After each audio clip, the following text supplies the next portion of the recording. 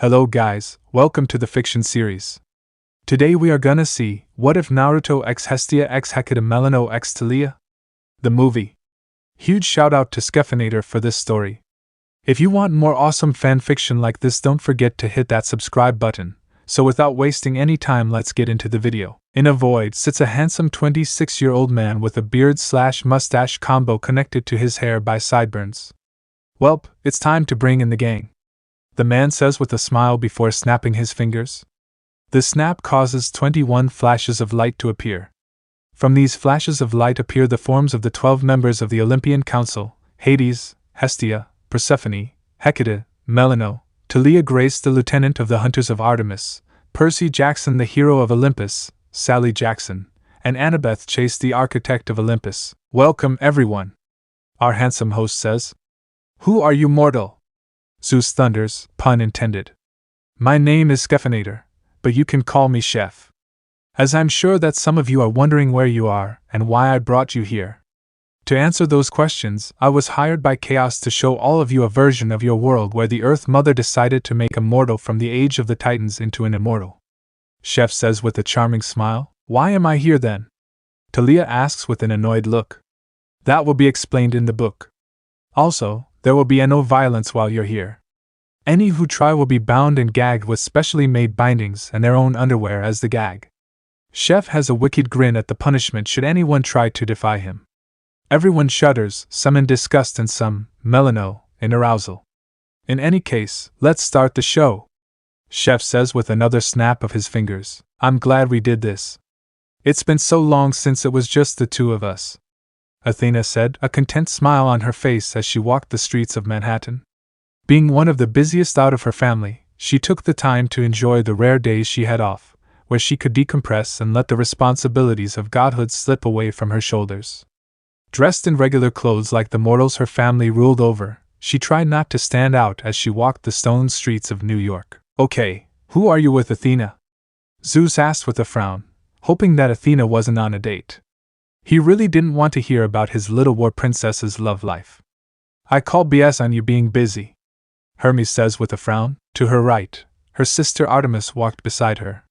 The daughters of Zeus took solace in each other's company, the similarities between them helping to form the bridge between their close sisterly relationship in their early days of existence. Out of all the gods and goddesses on Olympus, Athena felt her most comfortable when she was with her younger sister. There was no game with Artemis, and no need to keep one eye over her shoulder. The bonds of sisterhood were strong between them, and Athena knew she could rely on Artemis to have her back. Good, Zeus says with a small smile and a nod, relieved that his precious little girls were just bonding with each other, causing both Athena and Artemis to flush in embarrassment, while the less mature gods are laughing at the two. I agree. Though I'm not usually one for the concrete jungle of New York, I'm enjoying our quality time together. It's been months since it was only us, Artemis replied. Like her sister, she was dressed in casual mortal clothes, giving up her usual silver parka and camouflage pants. Her lieutenant, Zoe, could handle looking after the hunt for an afternoon and had her utmost trust to keep the girls in line. I would give anything to stay away from Olympus right now. Trouble at home? Sally asks with a kind smile. You could say that. Most of the gods of Olympus say with nods. Agreed. Hera is on the warpath again, and I have no desire to be in her way, Athena replied. Her last memory of the queen was watching the beautiful woman storming towards Zeus's temple, the earth cracking beneath her sandals and her eyes radiating godly power. She didn't need to be the goddess of wisdom to understand what was happening. Speaking of the goddess of love, the daughters of Zeus ensured they weren't followed by the daughter of Uranus, spreading their essence throughout the world, making it harder for anyone to locate them. Aphrodite had a habit of showing up in the middle of their sisterly days out, taking over completely and forcing them to go to the places she wanted to go and do the things she wanted to do. While Athena could tolerate being around Aphrodite, the day would usually end up with Artemis and Aphrodite getting in an argument. It would always start with Aphrodite throwing an offhanded comment her way, and Artemis taking it as an insult. On more than one occasion, Athena had to physically restrain the goddess of the moon, and call upon Hestia to take Aphrodite back to Olympus before the two goddesses went at it. You both do act that way at times, Athena says with a groan while massaging her head to fight off phantom pains from migraines. Artemis and Aphrodite just look in opposite directions. In terms of fighting capabilities, Artemis was the superior fighter in every way and was one of Olympus's best fighters. However, Aphrodite could be deceptively cunning, and being the youngest daughter of Uranus, she boasted greater raw power than both of them. A battle between love and the moon could only result in utter chaos on a global scale, which is true. That's why the two of you are forbidden from fighting. Zeus thunders, again pun intended, getting nods from the other gods and goddesses in attendance. The two goddesses of the moon and love just look away from each other with pouts on their faces. I'm feeling hungry. We could see if it's safe to return to Olympus? I bet we could convince Aunt Hestia to whip us up something? Artemis asked, a gleam in her eye. No one loved their aunt's cooking more than Artemis. Athena thought about it. I could go for something, but let's stay in the city for now. I have no desire to run into Hera, or Father. We'll be there for hours if they try to talk about their problems with us. Agreed. Do you have anywhere in mind? Not particularly. Perhaps we could. Athena started, but stopped when something caught her eye. What's that, Artemis hummed, turning in the direction Athena was looking in. They were somewhere in the West Village, and her sister's attention was solely on the small building that stood on the corner of 90th Bedford Street. It looked like any other building in the West Village, but the front of the restaurant on the ground floor stood out next to the gray-colored stone. In particular, the front of the building was made mostly out of glass but was met by a bright orange frame and door that stood in the center of the building. An open sign hung behind the glass door, and across the frame sat the name of the establishment, the Fox's Denver. Leg. Who would willingly paint something so hideously? Aphrodite was the one to voice what was on everyone's minds. Bwahaho-haho-haho-haho-haho-haho-haho. Chef burst out into laughter. That shade of orange is what the protagonist enjoys. The Fox's Den? I've never heard of such a place. Neither have I, and I know every building and store in New York like the back of my hand. It must be new.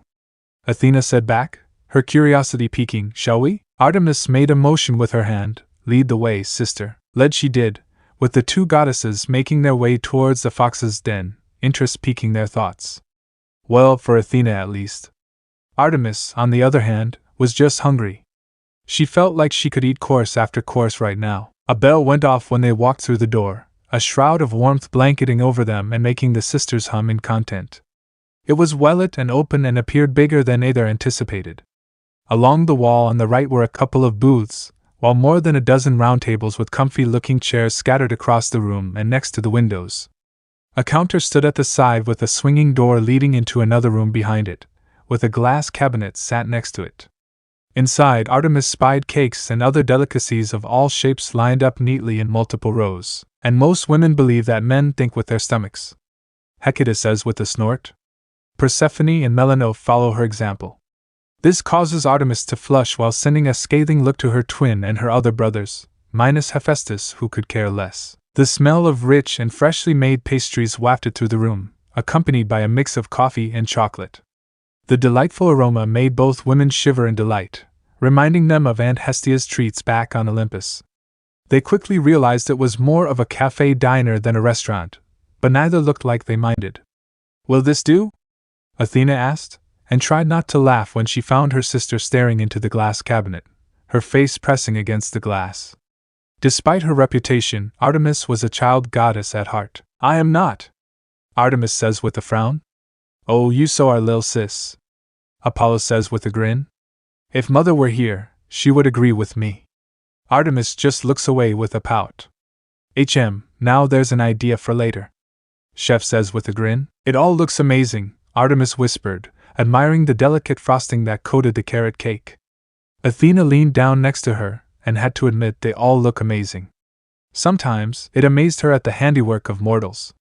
While she wasn't known for possessing as strong of a sweet tooth as Artemis, she liked to treat herself every now and again with something sweet. Thank you for the compliment. Athena's eyes trailed away from the sweet treats, and found an amused young man looking back at her from over the counter.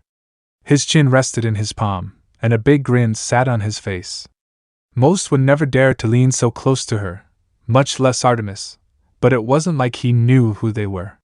From the corner of her eye, she noticed Artemis tense up, and her facial expression turned colder than before. Her silver eyes bore into the man's blue ones with quick intensity, as if silently telling him not to come any closer. Her silver eyes gently glowed in warning, though only enough for Athena to notice. Ladies and gentlemen, meet the protagonist, Naruto Uzumaki Namikaze the Nanadame, or 7th Hokage or Fire Shadow of Konohagakure no Sato, or the village hidden in the leaves. Chef says with a flourish while the screen zooms into the face of Naruto. So cute. Aphrodite squeals at the whiskers on Naruto's cheeks. So, what does his name translate to? Athena asks. Well, Naruto means either fish cake or maelstrom whirlpool of wave wind. Chef says. I like him already. Poseidon says with a grin, knowing that the translations are things that happen in his domain. To the man's credit, he didn't look affected. He looked more amused if anything by Artemis, and reached behind the counter and pulled out 2 menus. Here, these are for you both. Take your pick where you would like to sit, and I'll be with you shortly. He straightened up, getting rid of the grin and giving the goddesses a polite smile in return. Thank you, Athena politely replied, and led Artemis away by the wrist to a nearby table by the window, whispering, Stop glaring. Artemis shook her head, sorry. He surprised me, that's all. I didn't realize someone was behind the counter. Well, you were close to drooling over the carrot cake he had in there.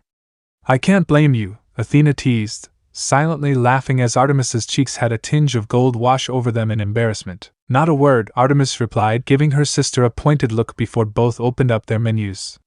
The first thing that caught their attention was the variety. There was a lot to choose from, far more than other cafe diners they visited. Some of the choices were unique to witness for this type of establishment.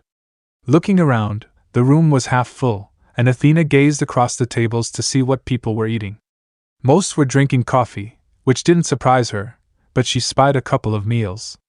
In the corner, she saw a gentleman eating eggs Benedict, and by the moans coming from his mouth, he was enjoying his food a great deal. Athena! Artemis said with a betrayed look on her face at her sister silently laughing at her embarrassment. You do look quite funny, Lady Artemis. Thalia says with a small grin. Not you too, Thalia? Artemis says, feeling even more betrayed. Looking over her menu, she failed to hide her smile when she looked at her sister. Artemis looked lost in the options, her silver eyes twinkling. If Athena was a betting person, she bet her sister was devouring the options in the dessert and cake section. When a few minutes passed, the man from the counter appeared by the table, a small notebook in his hand. No longer standing behind the counter, Athena and Artemis got a good look at him. If they had to guess, he looked the same age as Athena in her current form, somewhere in his mid-20s. He was blonde with bright azure eyes. His skin was tanned and looked like he belonged on a beach somewhere in California. He was tall, around the same height as Apollo and Hermes in their mortal forms, and was built lean. He was dressed in smart casual wear, with dark jeans and a white shirt, and around his waist was a black apron with the logo of the diner on the front in orange. If we weren't sure that he was mortal, then he could pass as one of my kids. Apollo says with a bright grin. Funny, because my fellow watcher that I borrowed the almighty libido gag from does have a version of your world where Naruto is not only a son of Apollo when he was married but is also the reincarnation of Helios as well, while being in the employment of Hades. Chef says with a grin, giving acknowledgement to his good friend Bones Boy 15. Hera looked intrigued while Apollo looked horrified. At first glance, they thought he was a son of Apollo since he had the typical traits of their brother's demigod children. However, getting a sense of the man, they couldn't sense any godly connection that a demigod typically had. Good afternoon, and welcome to the Fox's Denver. My name is Naruto, it's nice to meet you both. He introduced and glanced at Artemis. I'm sorry if I startled you earlier. Artemis narrowed her eyes up at the man, but saw no ill will in his gaze. It's fine, but you didn't startle me. I was just engrossed in your selections in the cabinet, that's all. I see. Thank you for the compliment, though. I'm glad you liked what you saw. His words sounded sincere, and Artemis couldn't sense him playing any game. He didn't appear bothered by their beauty, unlike others in the room who kept glancing at them from the corners of their eyes. It wasn't every day 2 beautiful women of their standard walked into a place like this. Perhaps he would be tolerable. Did the owner make them all? She asked, nodding in the direction of the cabinet. Most of them, yes. Some came from the suppliers, but most of them are from my hands. He admitted. You're the owner? I am. Artemis didn't say much else. He felt her gaze linger on him before it slipped back to the menu. He took that as his cue to move on and turned to Athena. Naruto, you say? Athena asked, leaning back on her chair and appearing amused by his name. Her gray eyes sparkled with curiosity. It's rare to meet someone with a Japanese name, and yet doesn't appear to hold any ties to Japan. He laughed. I guess you could say my parents had a flair for exotic names. I see that. I must say, your menu is unique. It's not like other menus you see for a cafe diner like this one. Athena mentioned. Any reason for that? She didn't know what she expected for him to say, but she didn't expect him to shrug. Not really. I'm fortunate enough that I've traveled the world and learned all types of different delicacies each country has to offer. I did think about creating a restaurant, but I've always preferred cafe diners. I find them to be more intimate and gives you more of a chance to get to know the people that visit. No need to pretend arty. You were startled and you know it. Apollo bragged, causing Artemis to punch him in the arm. Oh. Chef, why didn't you stop that? Apollo asked. Because you deserved it. Should someone deserve to be harmed, I will allow it. Chef replied, causing Ares to gulp in fear, not that he would ever admit it. Athena nodded. Did you ever get a chance to visit Greece? I happen to be Greek myself. Cap alpha nu alpha. Cap alpha iota beta cap alpha tau omicron nu Cairo nu omicron mu omicron upsilon pi omicron lambda epsilon upsilon Cairo iota sigma tau omicron. I did, and I found my time very enjoyable. Both Athena and Artemis looked surprised at his sudden language change. It wasn't often they met someone in New York who could speak Greek. It wasn't a language most people chose to learn, unlike French or Spanish. Getting over her surprise, Athena gave him an appraising look. I'm impressed. You speak well, and fluently. Thank you. It took a long time, but I finally managed to catch on. He replied before clicking the top of his pen. Are you both ready to order? I think so, Artemis muttered, giving her sister a pointed look before looking back at the blonde. I'll take a hot chocolate, with a slice of the carrot cake. Could I also have a dash of vanilla in my drink, please? Absolutely. He replied before adding, would you like whipped cream and chocolate sprinkles on your hot chocolate? I would, yes. I'll take a latte, please.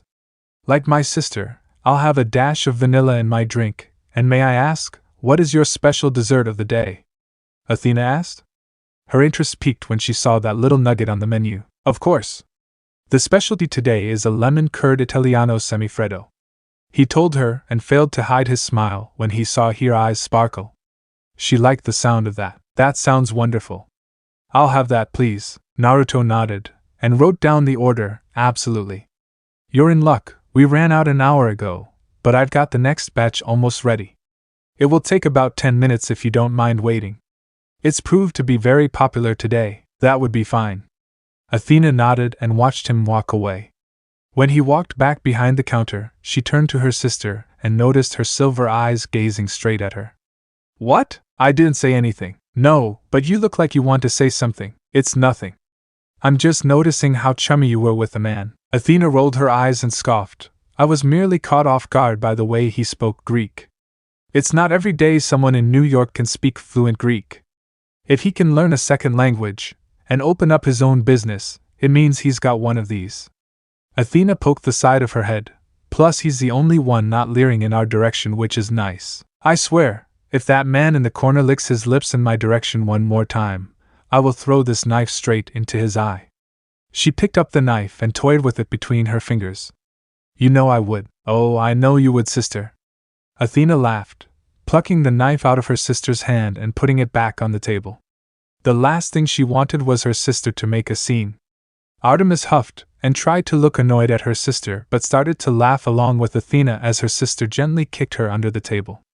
We should do this more often. It's nice to get away from everyone. We really should get out more, sister. Athena says to Artemis, who nods in agreement. I agree. It's not like my hunters are incapable of looking after themselves once a week. I think once a week would be lovely. It wasn't long before they were interrupted by the blonde barista, who placed their drinks on the table in front of them. Both goddesses looked impressed with their orders and recognized the signs of someone taking care and pride in their work. Artemis did her best to keep her face from drooping as the delightful smell of her hot chocolate wafted around her nose. It smelled just like the hot chocolate Hestia would prepare for her. Athena had a similar expression on her face, wrapping her hand around the warm mug. When he placed Artemis's carrot cake in front of her, the goddess licked her lips, her sweet tooth craving for the treat. You do have quite the sweet tooth, moonflower, Zeus says with a small smile towards his daughter, getting a flushed pout in return. Artemis just glares at her immature brothers and the goddess of love. While Naruto prepared Athena's order, the two quietly drank their drinks, both relaxing into their seats as the taste touched their lips. Both let out a sigh of delight, impressed by their orders. It was easy to make a bad drink, but it was difficult to make a great one. So far, they would the barista credit where credit was due. However, when Artemis had the first bite of her carrot cake, Athena couldn't help but giggle as her sister started demolishing the baked good. Geez, Artie. You need to restrain yourself when around baked goods like carrot cake, Apollo says with a winsome smile, getting a glare from his twin. Shut up, Apollo, Artemis retorts with a heated glare. I take it the cake is good? She asked, but didn't get an answer.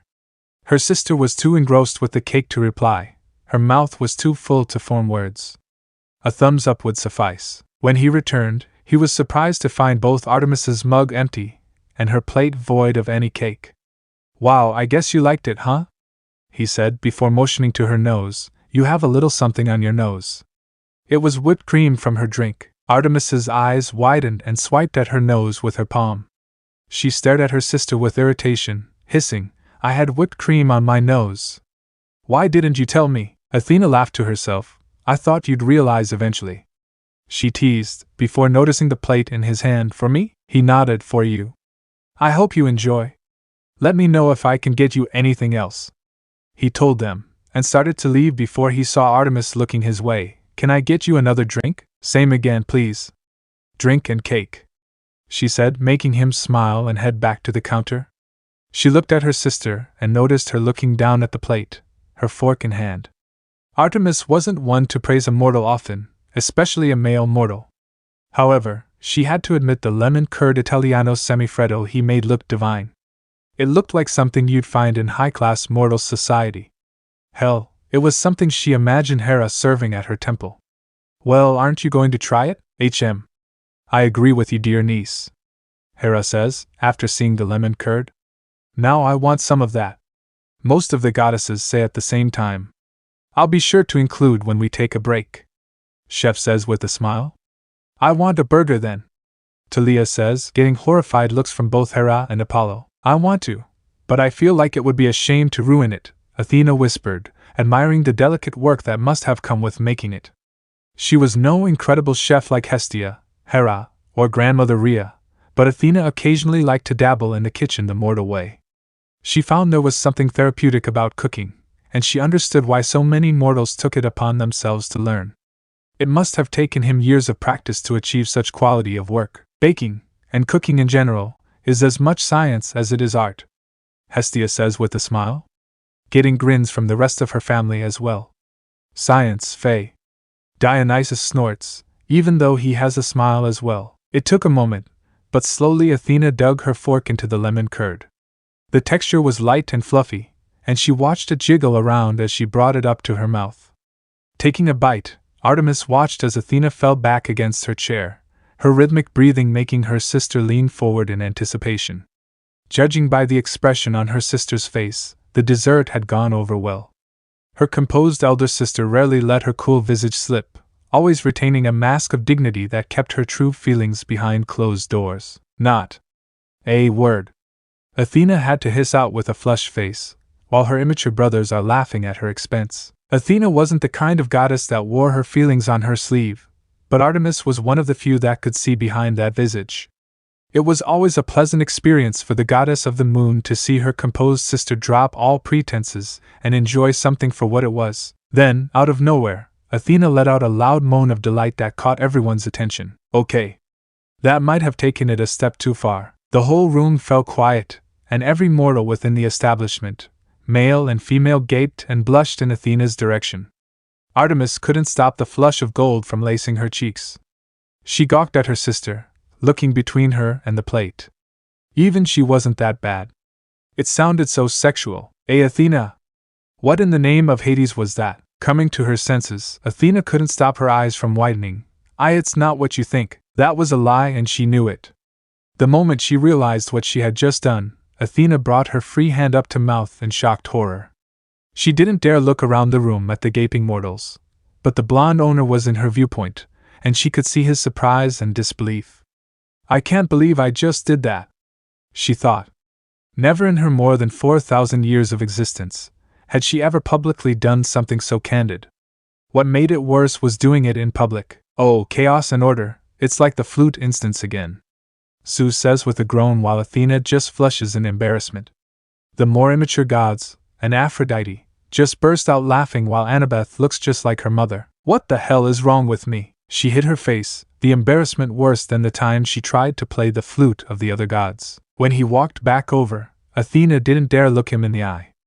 After he provided Artemis with her second round of orders, he stopped and whispered to Athena, I'm glad you enjoyed it. He smiled politely, and before she could reply, he walked away. Oh God, what must he have been thinking? Hey, blonde, he stopped and turned around, and everyone looked towards an older woman who was sat a few tables over.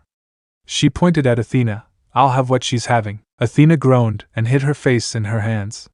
She wished the earth would swallow her up for eternity. What a day. When the last customer left the fox's den, Naruto breathed a sigh of relief as he swapped the open sign to closed. Seeking the comfort of the nearest chair, he finally had a moment to put his feet up and let the day wash over him. Whoever thought running a business would be stressful? Not him, that's for sure. Other people made it look so easy. Not to mention, the movies made it look like a piece of cake. He could, with all confidence, say that it was not easy. Catching Tora the cat on a D-rank mission was easier. Oh, chaos and order, make it end, Athena says while hiding her face out of embarrassment. Never. The more immature gods all shout as one. This is even better than the flute incident. Poseidon booms out in laughter at his rival's embarrassment. However, as stressful as the job was, this was the path he chose to acclimate into modern-day life. As it turned out, he was very good at it. Cooking and baking had always been a hobby of his, and something her found therapeutic. Feeding fulfilled a survival need for all living creatures, and the feeling of fulfillment came not only from the good of the act of giving but also the fact that we have helped in some form. Cooking for others helps bond human beings to loved ones and fellow humans. At least, that's how he saw it. I like his mindset, Hestia says with a smile, while Ares makes the universal sign for gag me in response. Ares's actions earn him a smack on the back of the head a la Gibbs, NCIS reference for those you love that show, from Hera. There was also the fact that people loved cake and coffee. Both played huge parts in humanity's daily life that it seemed like a given. Rubbing his forehead with his forearm, he clapped his hands together. All right guys, you know what to do. The door that led to the kitchen and the back room swung open, and 3 of his shadow clones marched out in a single file, giving the original Naruto a salute as they started the evening's cleanup. The evening had been a busy one with the post-Christmas rush. A lot of families had stopped by and spent the majority of the evening, as well as couples of all ages enjoying the post-Christmas bliss and exploring the post-Christmas deals throughout the city. Perhaps he should have opened up in the new year like he originally intended. At least, that way, he could ease into modern life a little easier, without having to deal with the Christmas holidays, and all it brought with it. Humanity sure had changed. Agreed. All of the immortals say at the same time. All the mortals, including Thalia, just pout at that. Though, he did notice the festive and seasonal beverages went over great with his customers, and he was already thinking about what to do once January arrived. Humanity's sure a sweet tooth. Well, at least no one has complained as of yet. Everything seems to have gone over well. With that thought, his mind turned to a memory from earlier that day. The image of the 2 beautiful sisters that entered his establishment crossed his mind. Both women were equally as pleased with their orders, though one was certainly more vocal than the other. Naruto had almost dropped the other woman's order when the moan of pure delight reached his ears. He was no blushing virgin, but the fact remained, it caught him by surprise. Athena! You almost made him drop my carrot cake and hot chocolate, Artemis says in outrage to her sister. Athena just continues to try and mimic a turtle hiding in its shell. He was aware food could be an aphrodisiac, but he didn't think it was to that high of a degree. The sisters had stayed for an hour after that, with the one with gray eyes remaining silent for the remainder of their stay, too embarrassed to say another word, while the other demolished another 2 servings of hot chocolate and carrot cake. Where the auburn-haired sister put it all, he didn't know, but it was impressive to watch. Anything he put in front of her vanished within minutes. Not since Elagabalus of Rome had he seen someone devour his culinary wonders with such gusto. Heck, even Elvis in his later years had some form of restraint. "I'd bet Elvis was one of my kids," Apollo says with a grin. The other gods just rolled their eyes. The sun god. What a peculiar pair of women they were. He hoped they came back again soon, watching his clones wipe down the tables and take the empty plates and cups to the back. He stood up and stretched his back, humming in wonder as he felt those necessary pops in his back. Taking the broom out of the closet, he got to work in doing his part before heading home for the night, and doing it all over again tomorrow. A swirl of energy appears in the room, and from it appears Scheffinator. "Welcome back, Chef. We've been waiting," Athena says with a blank look on her face. Scheffinator just shrugs with a carefree smile on his face. "Not my fault that my bosses want me to record other worlds involving Naruto," Scheffinator says uncaringly. "In any case, let's start part 2. Athena, come on. We need to hurry," Artemis called out, her patience wearing thin as she paced around Athena's library. "I'll be a moment more." "Just wait one more minute, Artemis. You said that 5 minutes ago. Don't you understand time is of the essence?" The response the goddess of the moon received back was a delicate laugh from her sister, accompanied by the sound of one of Athena's many rolling ladders connected to the hundreds, possibly thousands of bookcases that housed Athena's books. If one was to imagine what the personal library belonging to the goddess of wisdom looked like, all one had to do was imagine the New York Public Library, and then magnify it many times over. Only then would someone begin to imagine how endless and ever-growing it appeared to those who were not the goddess herself. Even Artemis, after thousands of years of visiting her sister in her temple on Mount Olympus, still required the aid of Glaucus, Athena's companion, to navigate her way through. Hoot! A sound was heard as a snow-white owl came flying from nowhere before landing on Scheffinator's outstretched arm. I wonder what Albus Dumbledore wants now," Scheffinator says with a hum. "What? You mean to say that he actually exists?" Thalia shouts in shock. Scheffinator just nods. "I talk with him occasionally about when he was younger and was a professor at Hogwarts to a wizard named Newt Scamander," Scheffinator says with a grin. If it were any other occasion, then Artemis would be in a more patient mood. However, it had been 3 weeks since their last outing together, and Artemis had been counting down the minutes for their next trip to her new favorite, I Fixed the Spelling Soul, spot in the city. Their plan to spend sisterly time together once a week hit a pair of road bumps called Zeus and Hera, with the two elder gods pulling them away the moment they returned from their last outing weeks ago. Neither Athena nor Artemis had much time to spare after that. "If you two want to spend time together, then just say so," Zeus says with a small fond smile towards two of his many daughters. Hera just huffs at being called a road bump. When they weren't fulfilling their duties to their godly domains, they were on Olympus, aiding their aunts and playing peacekeeper between the king and queen. It was frustrating to no end, but neither could find the right opportunity to slip away without being noticed. Now, 3 weeks on, some form of normalcy was beginning to return. Although Zeus was still forbidden from entering Hera's temple, the queen had finally ceased in stirring up a shouting match with her husband. Both the king and queen of Olympus just blush at that while looking anywhere else to avoid the looks the others are giving the two. Scheffinator just quietly chuckles at the duo's antics. In everyone's minds, the month of June couldn't come quick enough. Pacing within Athena's temple, the goddess of the moon knew why Athena was stalling. Her embarrassment from their first visit was still fresh in their minds, and Artemis was well aware her sister did not do well with embarrassing situations, especially when she was at the center of it. For what must have been the first time in her immortal life, Artemis was looking forward to delicious food that was made by a member of the opposite sex. "Oh my," Leto says with a smile while Artemis just looks embarrassed. "Mother!" Artemis shouts with red/golden cheeks. Apollo is having a hard time holding in his laughter. Who knew miracles could happen? "I swear to Hades, Athena, if you don't hurry up, I'm leaving without you. Don't you understand she could appear at any moment? She's done it before." Fine. I'm coming." True to her words, the sounds of Athena's rolling ladder grew louder, and the goddess of wisdom appeared on Artemis's right field of vision. She was standing on the midstep, carrying half a dozen books tucked between her arms. To Artemis's relief, Athena was already dressed for their outing to the mortal world. Her dark hair neatly tied up in a high ponytail. Though it only took a click of their fingers to change their attire, the younger of the two goddesses wasn't willing to waste another second. I wonder who the two of you are talking about, Hestia says with a small smile. The two just look at each other then shrug as they don't know. When nobody, except Scheffinator, is looking, the two send a discreet glare towards the goddess of love. I can finish these later.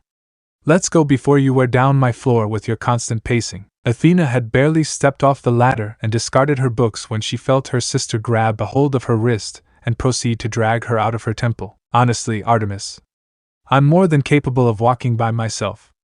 Athena didn't get a response back. She quickened her pace, bringing her level with her younger sister, and noticed her silver eyes darting between bookcases. You don't remember the way out, do you? You keep changing the layout. Just stick to one design and keep to it. A laugh escaped Athena, before gently escaping Artemis's grip and taking the lead between the two sisters. Follow me. Having designed the latest layout of her library, she could understand why other members of her family found themselves lost within her temple. An underlying rule on Olympus was that gods and goddesses don't teleport directly into each other's temples. Their temples were like their own personal and private space. A place they could escape from the world, and from the crazier members of their family. However, despite the no teleporting rule, it didn't stop the more annoying members from waltzing through the front doors like they owned the place. Artemis was one of the few Athena gave express permission to enter her temple, knowing her sister would not exploit or betray her trust. Unlike a certain pair of pranksters, Athena says while sending a glare towards her younger brothers, both of whom just smile at her innocently complete with halos above their heads. You aren't convincing anyone with that innocent act, Apollo, Hermes. Scheffinator says with a smug grin. You need to make a map of this place. It would make life a lot easier. Artemis muttered, though she perked up when she saw the exit. What? And run the risk of Apollo or Hermes getting their hands on it? Not a chance. Their younger brothers, Hermes in particular, could be notorious pranksters if the chance arose. The two male gods were arguably each other's best friend despite their rough start when the god of messengers stole Apollo's cattle. Since then, the two were as thick as thieves, and two of Olympus's biggest playboys. The idea of them getting a hold of her library's layout sent shivers down her spine. Athena shivers in fear of such a thing occurring.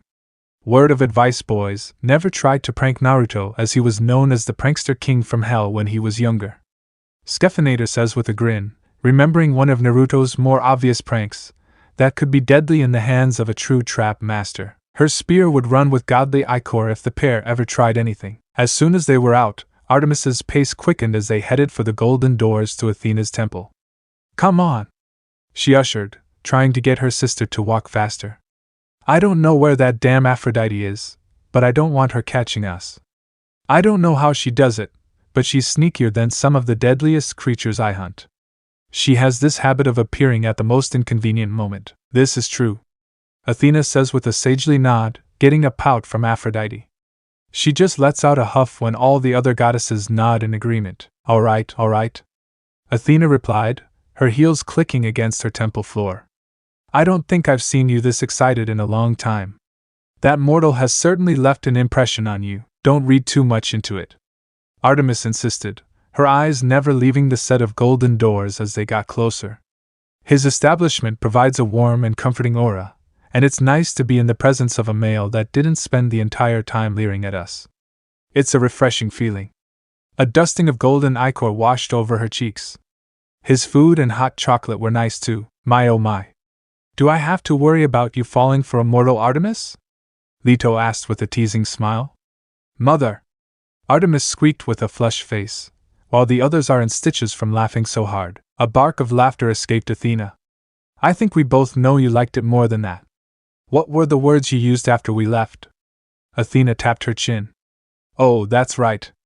It feels like someone poured ambrosia and nectar all over our taste buds, and covered us in a warm blanket. I don't remember saying anything like that. Funny because I do. Yes, well, Artemis stuttered, as she pressed her hand on the doors and pushed it open. At least I didn't let out a loud and sexual moan after a single bite of lemon curd. This time it was Athena's turn to sputter in surprise. It was not a sexual moan. Yes, it was. No, it wasn't. Besides, how would you know? Don't turn this around on me. The two sisters narrowed their eyes at one another. Though close, the sisters did have the odd tiff, as rare as it was. As Artemis prepared to throw another barb her sister's way and Athena was trying to come up with an excuse for her past action, the rich smell of perfume hit the pair of goddesses like a ton of bricks. Their bodies froze and slowly turned their heads in the direction of the door where a haze of pink smoke enveloped the doorway to Athena's temple. Neither could say a word as the very person they were trying to avoid being caught by appeared in all her stunning glory. Currently possessing baby blue eyes that shined as bright as sapphires, with bouncy dark chocolate curls that hung down to the middle of her back, the goddess of love was midway through knocking on the door when she noticed Athena and Artemis standing in her way. "The two of you really don't fight like siblings do all that often," Demeter says, while her three brothers just look away from each other as they are the ones that fight the most. This got a few snickers from the demigods and Sally. Aphrodite blinked in surprise, but soon became a bundle of joy as she clapped her hands together, seemingly oblivious to the frozen stares she was getting. "Oh, how wonderful! I was about to come and find you both, but you saved me the trouble," she said. Reaching forward, neither Athena nor Artemis could do anything as Aphrodite looped an arm through each of their arms and marched them out onto the streets of Olympus. "Let's have a girls' day. Just the three of us. Won't that be terrific?" "No," both Athena and Artemis say at the same time. Aphrodite just pouts at the two. Aphrodite just harumphs when the others started to laugh. The goddess of love wasn't giving either of her fellow goddesses a chance to back out. This was happening whether they wanted it or not. As their senses returned to them, Artemis shot Athena a look of betrayal as she realized the predicament she was now stuck in. "I told you this would happen." All Athena could do was sigh, and thank the fates that Aphrodite hadn't appeared seconds earlier. Stretching his arms out in front of him, the blonde owner of the Fox's Den found himself leaning against the counter as he stared out the window and across the street. Trying to repress a yawn from breaking out, he turned and looked across the inside of the den, taking in the people that were visiting. It had been a slow day compared to the last couple of weeks, but with Christmas over and children returning to school and adults returning to work, a routine was beginning to form through his weekdays. Saturday was always going to be busy, while Sunday he was only open for half a day. Even he needed a break and time to rest. Everyone had to nod at that. They all agreed that they did need time to rest, especially Hermes, who happens to be the busiest of all the gods and goddesses. "You all can consider this your time to rest from your duties," Scheffinator says with a grin, getting a thankful look from Hermes. "Boy, the last hour is dragging." Right now, he was in the middle of the slow period. The afternoon rush during lunch had proven to be one of his busiest, I fixed the mistake soul, periods of the day, some opting to stay in while others chose to take their food away with them and find a quiet spot to eat in solitude away from the bustling streets. It was a few minutes past 2, and the people slowly filtered out until the room was only a third of the way full. It wasn't that he wasn't enjoying the peace, but there was something about the pressure from the swarm of people all coming in at once that got his blood going. Under pressure by Queen and David Bowie starts playing in the background. Scheffinator just starts chuckling while the others are trying to figure out where the music is coming from. Apollo is the only one to look at Scheffinator, and came to the realization. Before Apollo can say anything, Scheffinator just snaps his fingers, making a zipper replace Apollo's mouth that zips shut. In the backroom, he knew his clones were hard at work. At least, that's what he was hoping anyway. Even after all this time, his clones still had a habit of doing things their way when they got antsy, but those moments had become few and far between.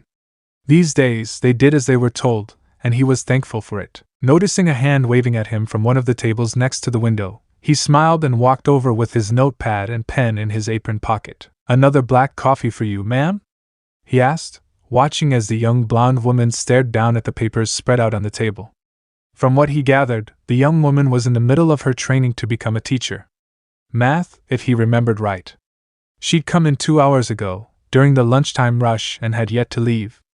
Every time he looked her way, he found the woman biting down on her pencil, leaving tiny grooves in the wood. It looked like she was preparing for an exam if the papers were anything to go by, with notes and scribbles covering the blank spaces. "That poor pencil," Athena says with a frown. The rest of her family just rolled their eyes. Even Sally and the demigods rolled their eyes as well. Percy just shudders at the evil math, getting a few giggles from his girlfriend. "Yes, please." She picked the mug up and held it in his direction, her eyes never leaving the paper. How are you getting on? I can't say math was ever one of my fortes. It's going fine. I'd be better with another cup of coffee, though. One of his eyebrows went up, but he said nothing. Instead, he took the mug and went through with her next order. Despite professional courtesy, a small part of him was tempted to add a dash of chili sauce to the drink. Rude. As he fulfilled the order, little did he know, at that same moment a street over from the fox's den, the three goddesses of Olympus converged on its location. No! No! Macy's is that way. Aphrodite pointed in the direction opposite to the way they were walking. I saw the most beautiful pair of Gucci heels that would look great on you, Artemis. Every woman needs a pair of knockout heels. Why couldn't Artemis understand that everything she was trying to do was ultimately for the betterment of the moon goddess? Let me help you, pass. Artemis says with a scowl. Besides, such a thing is my job. Leto says with a frown directed at the goddess of love, who wilted under the Titan's gaze. Mother! Artemis squeaked again, with a deeper shade to her flushed face.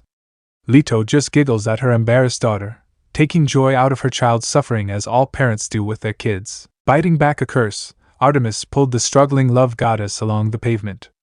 And I told you, I don't need a stupid pair of heels.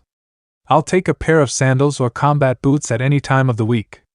Besides, Athena and I already made plans before you stuck your nose in. But no. Then how no. Sighing, Athena turned and looked at the annoyed expressions on both goddesses' faces, though each for different reasons. Aphrodite, you don't have to stay. You can go, and Artemis and I will continue our day without you. Huffing in annoyance, Aphrodite yanked her arms out of Artemis's grip and crossed them against her chest. A pout appeared on her face, but she knew there was nothing she could do to change her fellow Olympians' minds. Fine, but this place had better be as good as you're making it out to be. It will be. It better. Aphrodite watched as Athena and Artemis both suddenly stopped and stared up, coercing her to do the same. When she did, she found herself looking at the most sickly shade of orange she could imagine, with a name written across it. The Fox's Den? She turned her attention back to the two goddesses. This is where you wanted to go. If you want to go to a café, I know a great little place in Paris. It's a terrace café at the western end of the Isle de Lad site. No, this will do fine. Athena retorted, not allowing Aphrodite to usurp their day off. Before Aphrodite could reply, Athena cut her off. Aphrodite, trust me when I say you're going to like it here. Opening the door, Athena eagerly walked inside, the bell ringing off and followed closely by Artemis, whose tongue was poking between her lips when she spied the cakes through the window. Realizing it wasn't going her way no matter what, Aphrodite relented and followed after them. Fine then, she hoped it would be worth it. The second she stepped through the doors, negative thoughts melted away as a wave of warmth covered her body like a warm comforter, and the rich smell of chocolate and coffee enveloped her senses. The delightful aroma forced Aphrodite to stop in her tracks and take a moment to bask in the glow she was feeling. Her eyes hovered across the room, taking everything in from the shade of the walls to the fixtures hanging from the ceiling. You really look cute when you have your tongue out, Artemis. Leto teases, getting a shout from her daughter. Everyone else just laughs at Artemis's embarrassment. Oh, how quaint! She clapped her hands together, eliciting an eye roll from Artemis, though Athena seemed pleased at the reaction. It smells divine in here. I can see why you wanted to come here. Skipping forward, she mimicked Artemis's actions from the first visit and pressed her dainty hands against the glass cabinet. These look delicious. Proving her point, she licked her lips and tapped her fingers on the glass. As Olympus's leading authority on anything relating to chocolate and sweets, she was enjoying what she saw and smelled. Those eclairs look to die for. Oui, Aphrodite says with a giggle and fluttering eyelashes. The others just roll their eyes at the antics of the goddess of love. Ares has to suppress a groan while Hephaestus just looked thoughtful. Welcome back, the three heard. Looking over the counter, Aphrodite found herself locking eyes with another pair of bright blue eyes as Naruto reappeared after returning from the back room. He wiped his brow and smiled at the three women and nodded his head towards Aphrodite. And you brought a friend? It's nice to meet you. Hello, handsome. Athena and Artemis's decision didn't seem like a bad one anymore. She understood why they were so eager. She would be too if he was the one serving them. Blonde hair and blue eyes. Tall and lean. Nice complexion and works in a cute cafe. Mama likes. The goddess of wisdom smiled at the blonde, ignoring the looks Aphrodite was giving the owner, and watched as he gathered 3 menus from behind the counter. To Aphrodite's surprise, even Artemis wore the tiniest smile on her face. Gone was the usual cold or indifferent mask she'd seen her fellow goddess wear when in the presence of a male mortal. What in the world? It's nice to see you again, Naruto, Athena said, accepting one of the menus as he held them out to the 3 goddesses. Not wanting Aphrodite to be aware of her nerves on returning to the establishment, Athena buried those feelings away and behaved as she typically would. We hope to come again sooner, but responsibilities tend to get in the way. You know how it goes. I sure do, and don't worry about it. He waved it off. Your table from before is free if you want it. Or would you like to sit elsewhere? Scanning the room, it was Artemis that spoke. May we take a booth? She pointed to the back of the room, where all the booths were currently available. Sure, make yourselves at home. I'll be over in a couple of minutes, thank you. Heading towards the table, the trio of goddesses weaved their way through the interior, ignoring the stares they were receiving from the other patrons. Aphrodite couldn't help but give a wink to a cute-looking man sitting on his own close to the restroom and giggled when he nearly choked on his drink. Slipping into one of the available booths, Artemis claimed one side, while Athena and Aphrodite shared the other. Mama likes indeed, Aphrodite says with a tittering giggle. Both Ares and Hephaestus just glare at the image and Aphrodite respectively.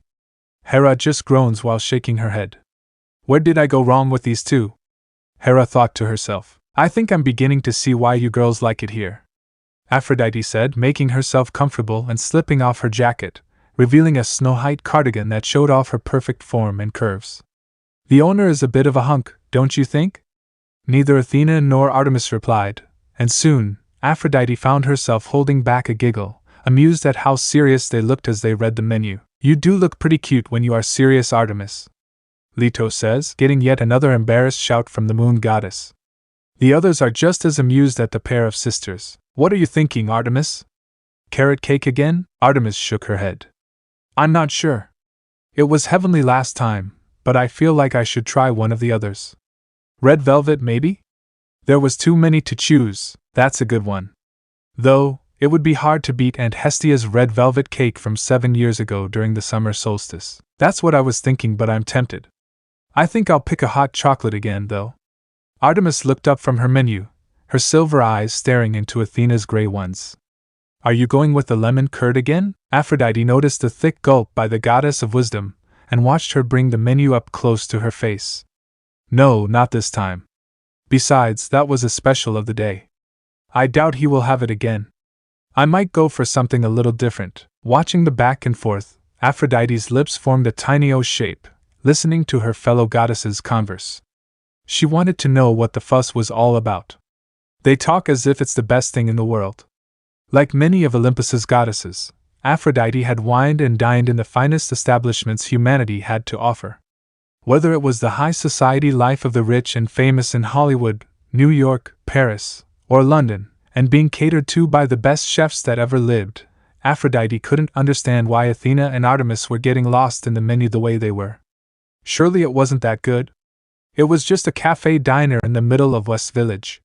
They weren't even on the Upper East Side. Not to mention no one in the wood could compete with the delicious delicacies that Hestia, Hera and Mother Rhea were known to create. This is true. The gods and goddesses, minus Hestia and Hera, all say at the same time. The 2 goddesses mentioned just flush in embarrassment, and beam in pride respectively. It just wasn't possible. Opening up her menu, she scanned through the first page before her eyes widened. Wow! Look at that menu! There was so much to choose. Her favorite cafe in Paris didn't have a menu anything close to this. Oh! Today was going to be a good day. The table fell silent, each goddess finding themselves as wrapped up in what to choose as the other. Beneath the table, all 3 tapped their shoes against the hardwood floor as the choices ran through their minds. None of the 3 Olympians looked at each other, their eyes glued to the options. Athena had her eyes narrowed, Artemis was eagerly licking her lips, and Aphrodite was busy biting a nail. My perfect manicure! Aphrodite screams in horror. The others just wince at their ears bleeding while Scheffinator doesn't look affected, as he has Bluetooth earbuds in to listen to Weird Al Yankovic at the moment. What to choose? As expected, After a couple of minutes passed, all three felt Naruto appear by their table, his notebook and pen in hand and giving them all his trademark smile. Thanks for waiting. Are the three of you ready to order? Looking around the table, the blonde owner turned to Athena, deciding to start with her. Straightening her back, Athena cleared her throat. I believe so. She looked at the pair and saw them nod, though Artemis still looked a tad unsure. I'll take a latte please, though instead of vanilla, may I have a dash of cinnamon this time? She watched him nod his head and write the order down. And I remember seeing someone with eggs Benedict the last time I was here. I'll have one of those, please. Yum. Everyone says as they all have had eggs Benedict before. Scheffinator just shrugs as he prefers scrambled eggs any day of the week. Absolutely. Those are all great choices. When he turned to Artemis, the goddess appeared to have finally made her mind up. I'll take a hot chocolate, and this time, I'll get a slice of the chocolate coconut cake. Sure. What kind of hot chocolate would you like? I'm sorry? Artemis looked at the man in surprise and watched him scratch the back of his head. Oh, right. Sorry. I forgot you haven't visited in a few weeks. I've added a couple of different types of hot chocolate, besides the standard type you'd expect, and I'm waiting on the new menus to arrive. Would you like to hear them? Artemis said nothing and nodded. New types of hot chocolate? She hadn't prepared for this. Well, right now I have 6 types, but I'm planning on bringing in more over time. Naruto held out his fingers.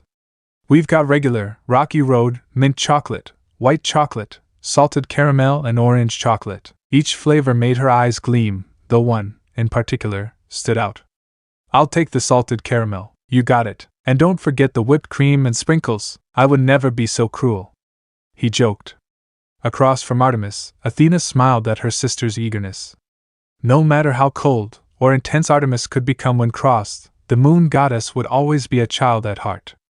Even Aphrodite, who so desperately wanted to tease the younger goddess, couldn't bring herself to do so. She looked so cute and not at all like the huntress that struck fear into monsters everywhere. You really are so cute like that, my little moonflower. Leto teases, getting another embarrassed squeak from Artemis, while the others all laugh. Aphrodite just squeals at how cute Artemis looked. When he turned to Aphrodite, the love goddess batted her eyelashes at him. I'll take a strawberry milkshake, please.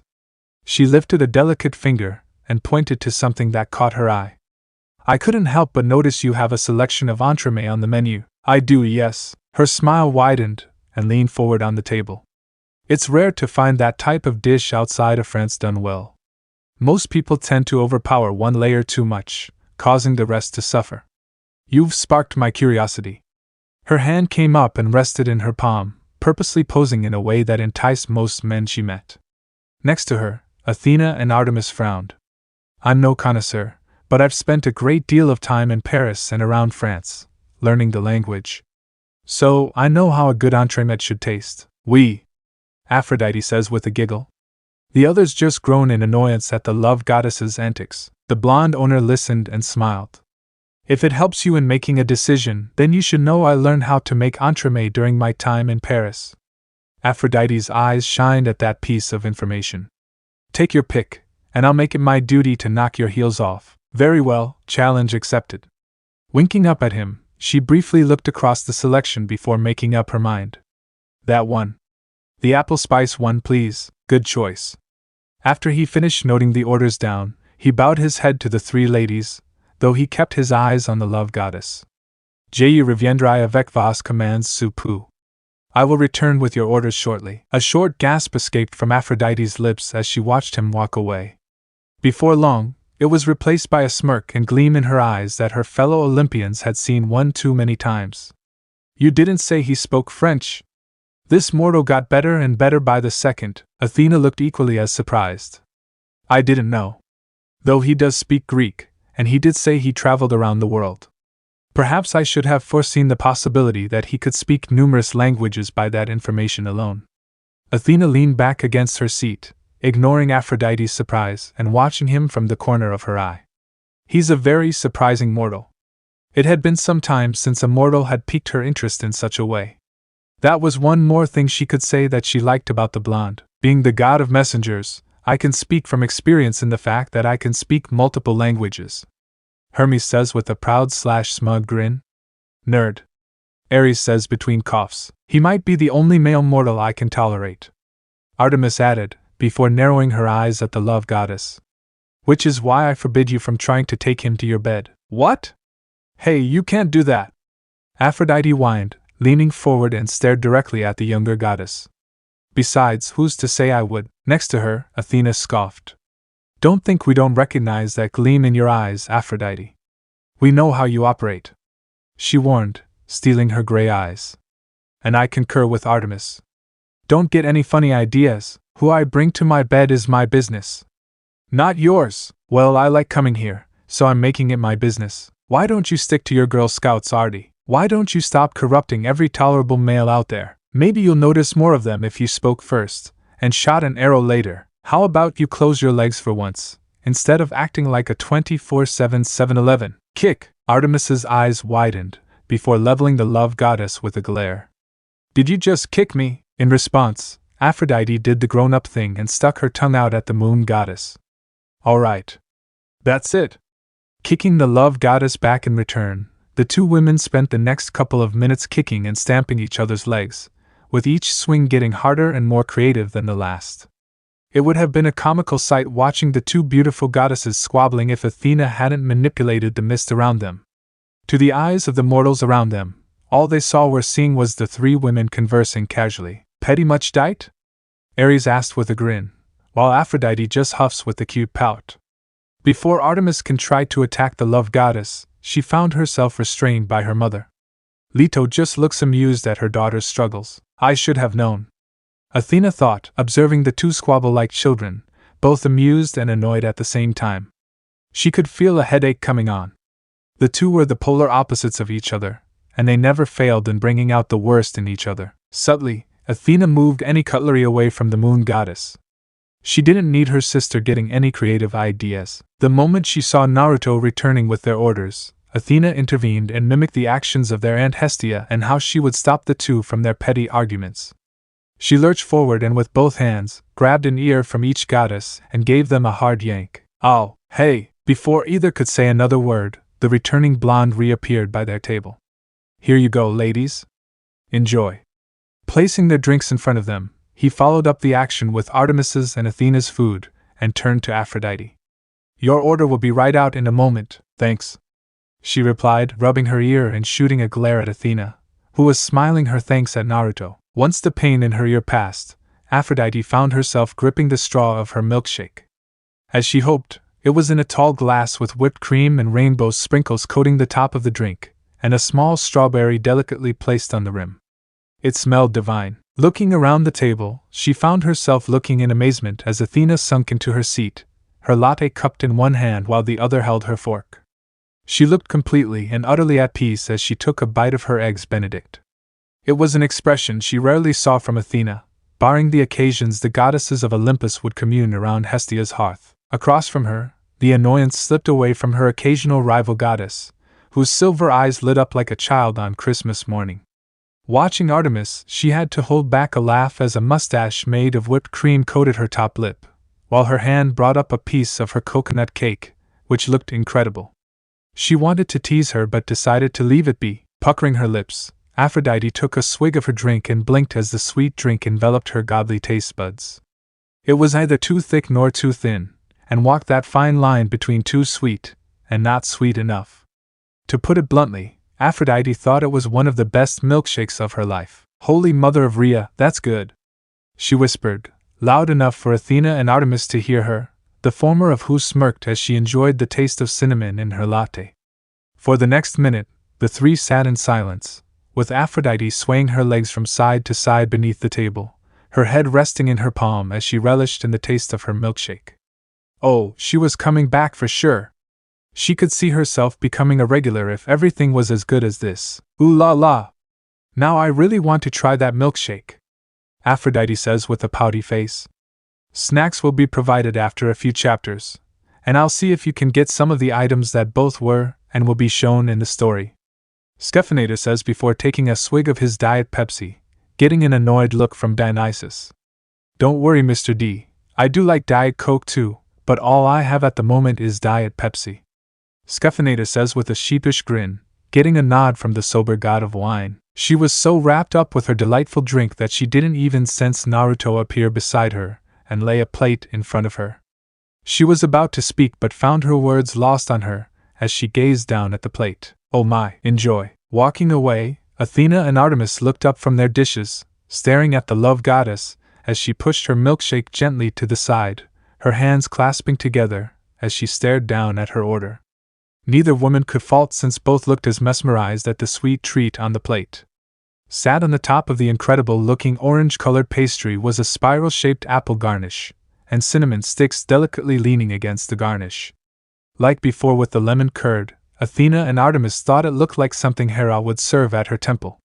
The queen of the gods only accepted the best of the best, and the apple spice entremet Aphrodite ordered looked like it belonged nowhere else. I have to reluctantly agree with that, Hera says with a grimace. The grimace was to hide her slight bit of drool at the apple spice entremet. Only Scheffinator caught slight bit of drool from the queen of Olympus. Wow! Artemis muttered. It looked amazing. It looks incredible. Aphrodite whispered, picking up her fork and digging into her sweet treat. Part of her didn't want to ruin the beauty of the dish. No one relished beauty as she did. It was one of her domains after all. Slowly, she took a bite and fell back against her seat at the explosion of flavor. Her lips pursed together, and her fellow goddesses watched as her pupils exploded in a myriad of colors, like a kaleidoscope. I think that's one more person won over. Both Athena and Artemis froze and steadily looked up from their meals. A flush of gold dusted across their cheeks. Across the room, like it did weeks earlier, the whole room went silent, and everyone, Naruto included, stared in Aphrodite's direction. The goddess of love cared little for the reactions going on around her, too busy enjoying her godly taste buds getting overwhelmed by the flavor. Artemis almost choked on her drink. Oh no. Not again, at least it wasn't me this time. Athena thought, her fork hanging in the air, watching Aphrodite dig into her meal like a woman possessed. She's worse than Artemis. Bits of mousse covered her lips, and crumbs covered the edge of her mouth. Both did nothing but watch as Aphrodite finished off the dessert in a matter of moments. If they weren't blushing from Aphrodite's reaction, they would have been impressed by how quickly she devoured the dessert. Even Naruto, who was busy preparing another order, stumbled at how loud Aphrodite was being. Again? He thought, handing the customer their drink. Naruto slowly walked over to the table. On the one hand, he was happy to see he'd won their little challenge. He'd yet to have a complaint come through his doors, and he didn't plan on starting today. On the other hand, did she have to be so vocal about it? His blue eyes gazed across to Athena, giving her a look amplified her embarrassment. I guess you two must be related too, huh? You're a lot alike. He joked. Athena shrank in her seat, her hands covering her face.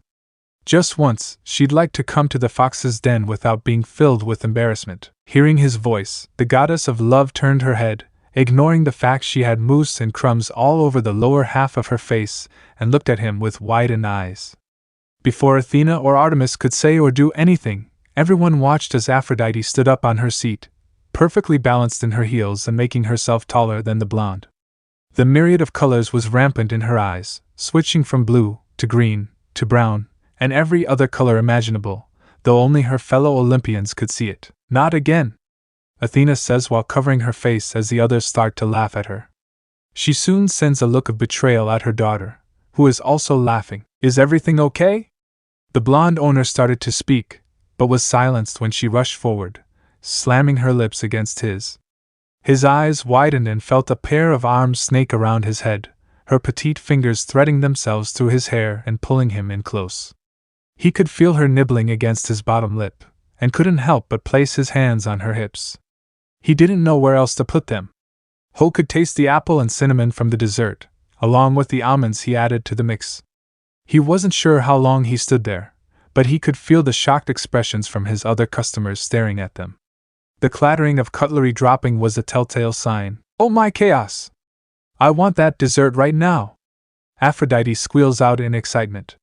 The others just hold their bleeding ears while Scheffinator just whistles away while listening to every Power Rangers theme on guitar. Aphrodite, that's the opposite of what we told you to do. Both Athena and Artemis lurched forward and grabbed the older goddess, pulling her back and forcing her back to her seat. Artemis looked as if she wanted to wring the love goddess's neck. This was what she was afraid of. You can't help yourself, can you? Artemis hissed. Athena glared at the back of Aphrodite's head. If it was possible, the goddess of wisdom would be glaring a hole into the back of her head. Their anger only intensified when Aphrodite started giggling. She batted her eyelashes his way and blew him a kiss. Say thank you like a normal person. Don't worry, ladies, I'm sure he didn't mind. She continued to giggle, ignoring the fact that Artemis looked ready to combust. She wished she had her hunting knives with her. Slowly, her giggling ceased, and the blonde owner watched as she mouthed, Merci pour le regal. Thank you for the treat. She sent a wink his way too. The surprised Naruto stood there staring at the three women, his free hand coming up and touching his lips. He could feel the sensation of her lips still on his, her tongue begging to wrestle with his.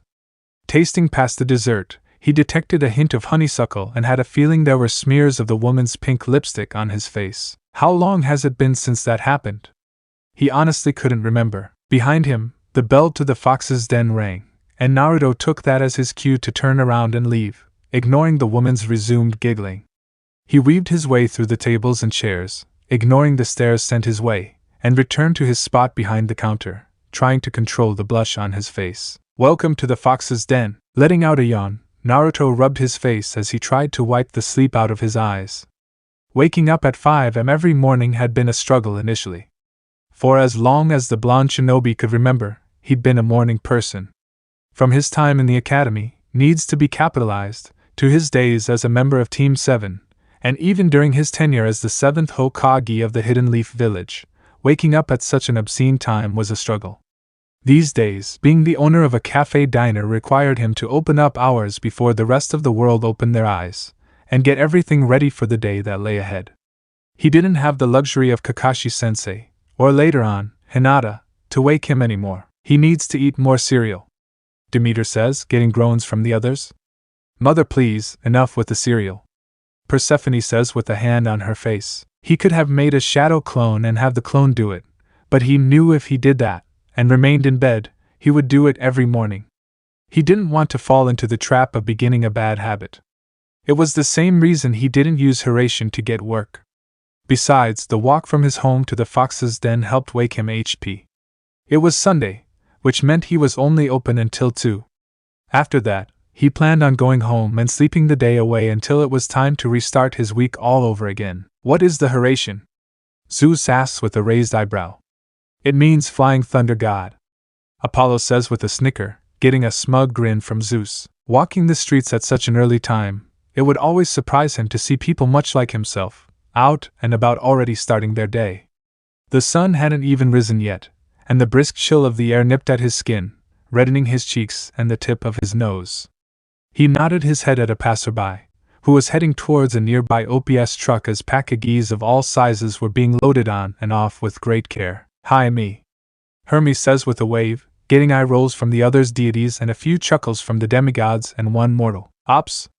That must be new. Morning, good morning. Rounding the corner, he sniffled when the fox's den came into sight with its bright orange frame standing out amongst the dull colors of the other buildings. Didn't people understand if they wanted to attract the attention of people passing by, then what better way was there than using the brightest shade of the best color in the world? If nothing else, it would cause people to stop and look. You know, he does have a point to that, Hephaestus says with a grumble. The others gods with businesses and even Sally nod in agreement. Digging into his pockets and pulling out a key, he quickly entered the fox's den and locked the door behind him. Switching the lights on, he could still detect the lingering scent of chocolate and coffee from the day before. Shaking the cold away, he eyed up the coffee machine to warm him up as he removed his coat and hung it up in his office, which was nothing more than a little hole in the wall room where he could keep all the legal stuff and keep the computer. Always best to keep all the legal documents someplace safe in case they're needed, Athena says with a nod. The others, Hermes especially, groan at how disorganized they are. Crossing his fingers, he called out his trademark jutsu, Shadow Clone Jutsu. 24 Narutos appeared in front of him, falling into 3 lines of 8, and offered the original a quick-fingered salute. Alright, you all know the drill. The list of what we need to make this morning will be on the countertop. The special of the day won't be anything too fancy, but I thought we'd go with a blueberry skyr cheesecake. He watched them nod their heads. The skyr yogurt is on the top shelf. If we need any more, hurration over to Reykjavik and head to that store I frequented when last there. The one nearest to the theater house. They nodded again, forcing him to clap his hands together. All right then.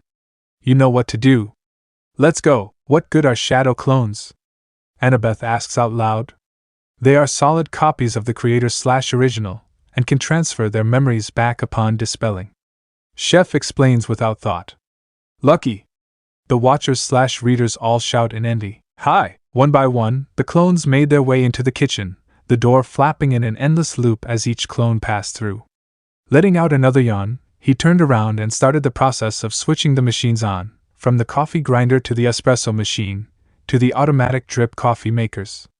While his clones handled the baking in the kitchen, he'd handle setting the place up in the front before joining them. While he was on his own in the front, he made himself a drink while he could. The blonde ninja was fond of a Spanish latte, though instead of sugar, he added a splash of honey. Honey was packed full of natural sweetness and energy, and in his opinion, a better option than sugar.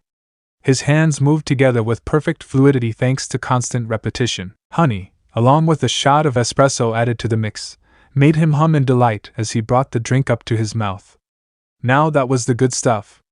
When he was younger, he never imagined anything coming close to his love for ramen. However, these days he couldn't imagine a morning without some form of caffeine to start his day. He had a couple of hours before he opened his doors to the public. Once open, he estimated he'd have around 10 minutes before the first batch of customers started filing their way in, likely for a takeaway order. Wandering the earth for as long as he had, the blonde owner of the Fox's Den had become good at reading people. He knew when to talk to his customers, and when to leave them be and let them get on with their day. Disappearing once again into the back room, he returned moments later with a large cardboard box in his arms and placed it down on the counter. Unsealing the top, he got a glimpse of the inside. His new order of paper cups had arrived the day before, and like most things in his life, they were bright orange too. A majority of his customers during the morning rush took their orders away with them, and his paper cups were nothing more than the store-bought cups anyone could purchase. These new ones were ordered and designed for the Fox's Den, with a chibi-styled fox sporting 9 tails in the center drinking a coffee. AQB? I want one! Annabeth and Thalia whine, causing the latter to flush in embarrassment when the others start teasing the duo. The Spanish and the Irish had the best lattes. Hermes and Dionysus say at the same time, there could never be too much orange in one person's life. Not to mention, he came to accept it was the little things in life that kept him going. Who knew new paper cups would put a smile on his face? He hoped Kurama didn't mind having his silhouette as the new logo for his business. His face if he saw these. He'd be so mad. He whispered, staring at the chibi fox on the cup, and letting out a low laugh. He'd never forgive me for turning him into a cute cartoon. Knock! Knock! Knock! Blinking in surprise at the sound, Naruto turned around and faced the doorway, and found himself staring back at a pair of blue eyes on the other side of the glass. Stood with one hand knocking against the glass, was a man somewhere in his late 20s if he had to guess, and dressed up like a mailman, shorts and all. The man possessed dark curly hair poking out from beneath his hat, with elfish features, and looked like he was in desperate need of a good night's sleep with dark shadows forming beneath his eyes. It was even more evident when the man broke out into a yawn. Oh, I wish I could get a good night's sleep, but no. Always busy delivering packages and messages. Hermes moans. The others look a little guilty for having their relatives so overworked. The man then offered him a wave. Hey! Any chance I can come in? Moments earlier, we got another delivery coming in. It looks like another set of packages have come in for Janice. He's requesting it for delivery at 8 a.m. sharp. Hermes heard, and noticed the heads of George and Martha come to life and turning to look at him. A loud ping followed after, and Hermes couldn't stop the groan from leaving his mouth as he watched Janice's name popped up on the itinerary. As was his every day, the god of messengers, travelers, thieves, and a whole array of other domains found himself piled high with his usual responsibilities and duties. None of his Olympian brothers had ever worked the kind of hours he worked regularly. Apollo, in particular, as much as he loved his best friend and older brother, was going through his lazy season. The god of the sun worked little during the winter season, hence why the days were short and the nights long, much to the ire of his twin sister. The sun god spent his time slacking off when he should have been fulfilling his godly duties and wooing beautiful mortals and bringing them to his bed. You are lazy during the winter season, Apollo, Artemis says with an angry frown, getting a nervous smile from her twin. Get Apollo an alarm clock that plays the worst type of music to get him going during the winter, Sheff says, getting an evil grin from both Artemis and Leto while Apollo looks horrified. We just left New Rome an hour ago. What is Janus ordering this time? As much as Hermes wanted to do the same, his godly domains were some of the most time-consuming with the world today and left little room for him to enjoy the pleasures that came with modern society. Back in the day, it was his duty to watch over the travelers and merchants as they went on their long and arduous journeys across Greece and delivered the messages from the sky to the sea and the underworld. As one of the few gods who had permission to cross into the domains of his father and his uncles, it made his position on Olympus all the more important. I miss the old days. At least then I could actually rest more than now, Hermes says with a sigh. The other Olympians start to feel bad about their sons/stepsons/nephews/brother and his plight. These days, his domains that humanity fell under became so varied thanks to society adapting and growing as whole, that he became the busiest Olympian out of his whole family. One positive though was that out of all the gods, Hermes felt he was the one who had the best understanding of mortals, thanks to all the time spent mingling with them. The only ones that came close were Athena and Artemis. How do you figure that? Athena was the one to ask. You spend time at historical monuments/locations and at various colleges, and Artemis has her hunters, Hermes retorts, getting nods from the two goddesses. With today's developments, his immortal family was keeping him busier than ever. Athena and Aphrodite even had the gall to have him deliver their demigods to their mortal parents, moments after their birth. You'd think that was something that needed a face-to-face conversation, but apparently, he was wrong. I thought that the god of the west wind delivered your children to their mortal parents, Annabeth asked her mother. It differs from each version of the multiverse. In some, it's Zephyr the fire steed, in some, it's Zephyrus the god of the west wind, and in others, it's Hermes as the god of messengers. Sheff explains for the demigoddess of wisdom. On the rare occasion when he didn't have to work, he often found himself stealing a page out of Apollo's book, spending the night with a woman. There was honestly no better stress relief than a good old-fashioned rumble and tumble in the bedroom, which often led to the birth of his demigod children. Speaking of his demigod children, Hermes felt a flicker of his essence pulsate a few days back somewhere out in California. It was a feeling he'd felt many times before when his demigod children were born.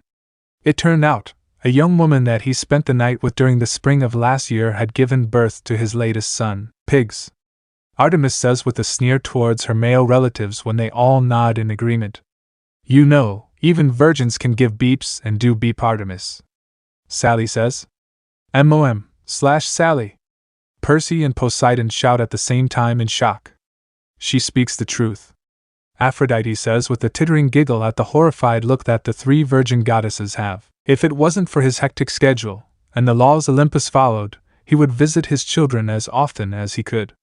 As it was, the best he could do was watch over them, and their mothers from afar, and offer them aid when he could. Eyeing up the two snakes that wrapped themselves around his famous caduceus, the two let out a low hiss as they looked over the list of deliveries he kept on the monitor at all times. Looks like he ordered seasons 3 and 4 of CSI, Crime Scene Investigation, on DVD. What? He could have just snapped his fingers and made them appear if he wanted them so bad. Throwing his hands in the air, the son of Zeus glared at the monitor. I swear to Hades, that damn border god is doing this on purpose. Just order from Amazon. Not me, we got another order coming in. This time from Dionysus. Hermes rolled his eyes. No. I know what that drunk is trying to get a hold of. He leaned forward and deleted the incoming order with a click of his fingers. Grabbing his notepad, he wrote down a short message for the god of wine, before clicking his fingers and sending it off to the wine god's residence at Camp Half-Blood.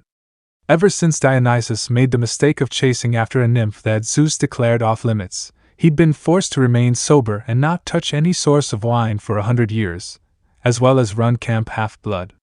His punishment made his younger brother miserable. God of wine is right, as all he does is whine.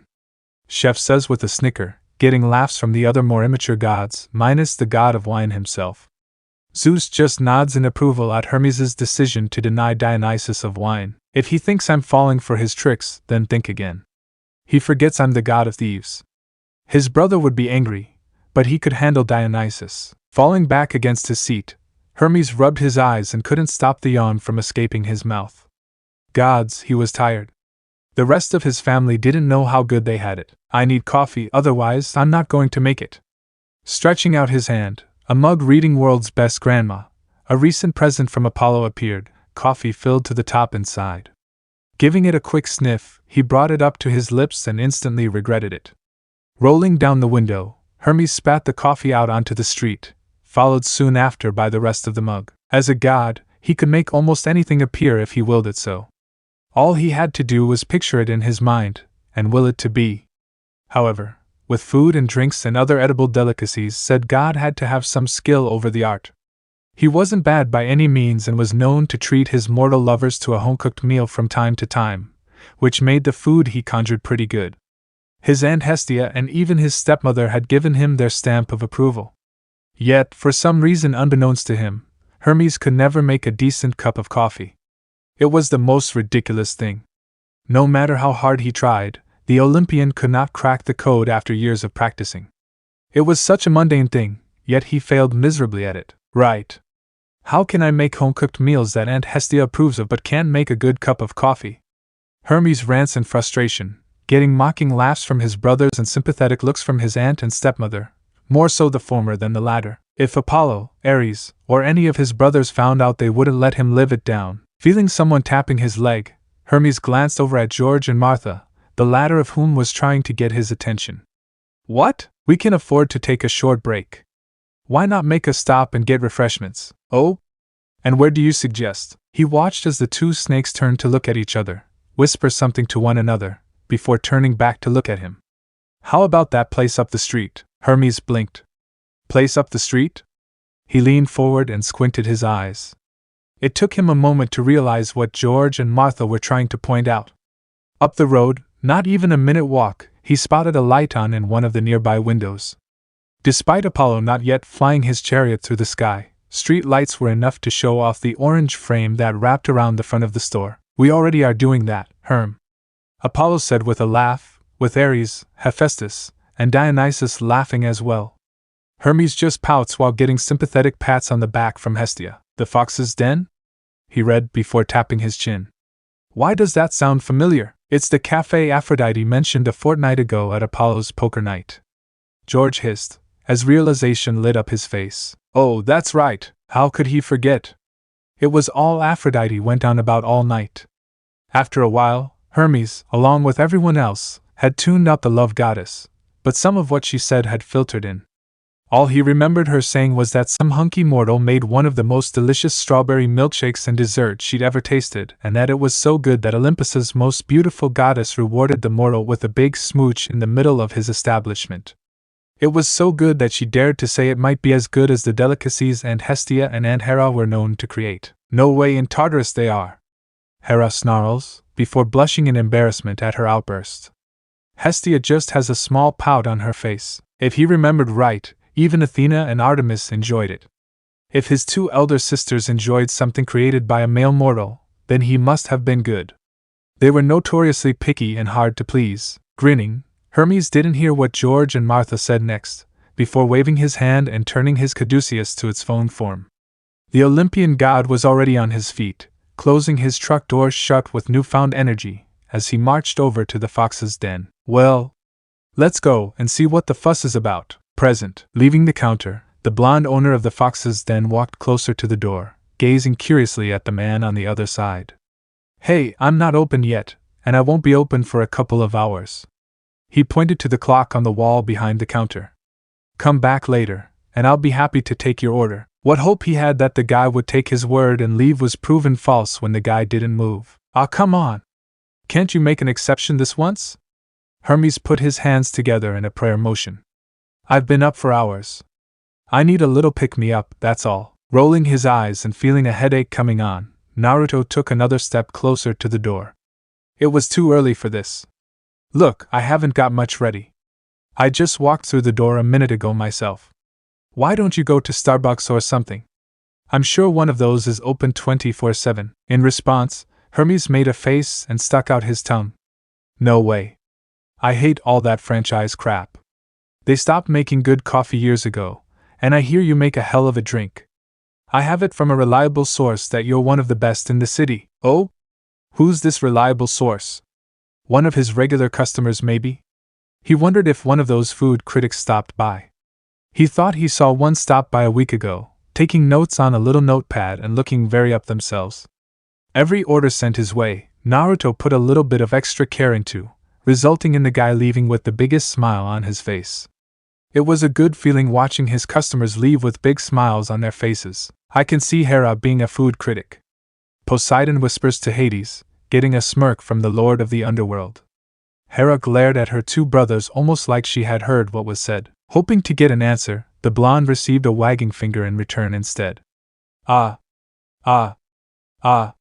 That would be telling. I could never give up my reliable sources, but no, they had nothing but glowing reviews about this place you have.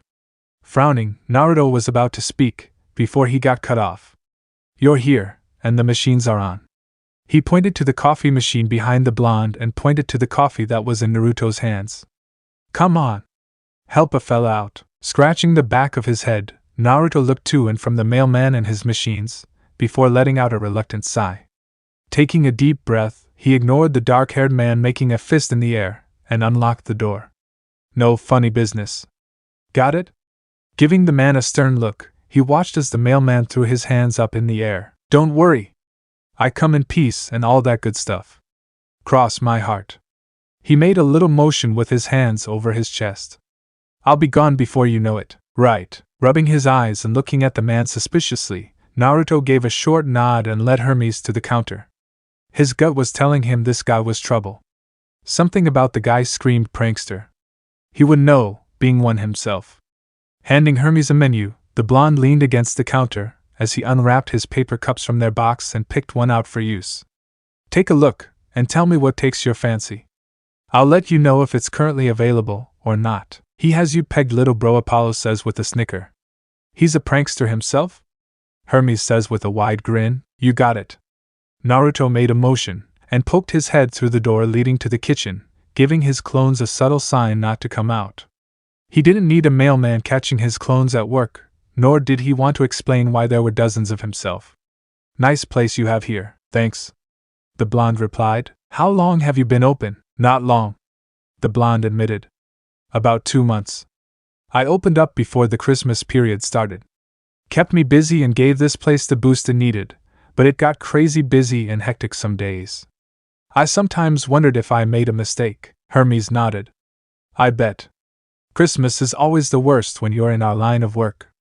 Delivering goods to the people of the world in whatever form that takes. Glancing across the menu, Hermes whistled, an appraising and dubious look on his face. Wow.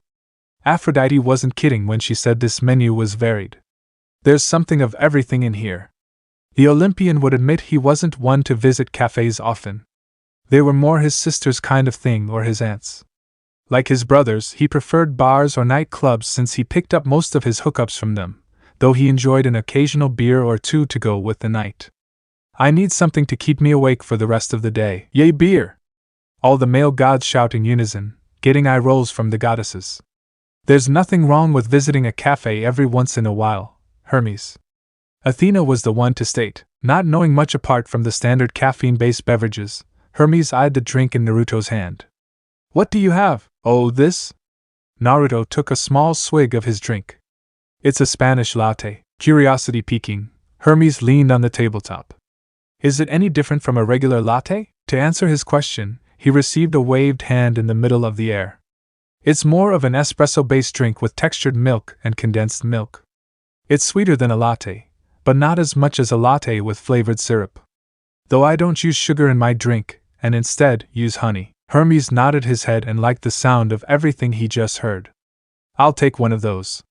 He especially liked the espresso part. That would do the trick in keeping him awake. Sure. Do you want food to take with you? Hermes scratched the back of his head, looking indecisive. If you can't decide, I've got some lemon squares left over from the day before.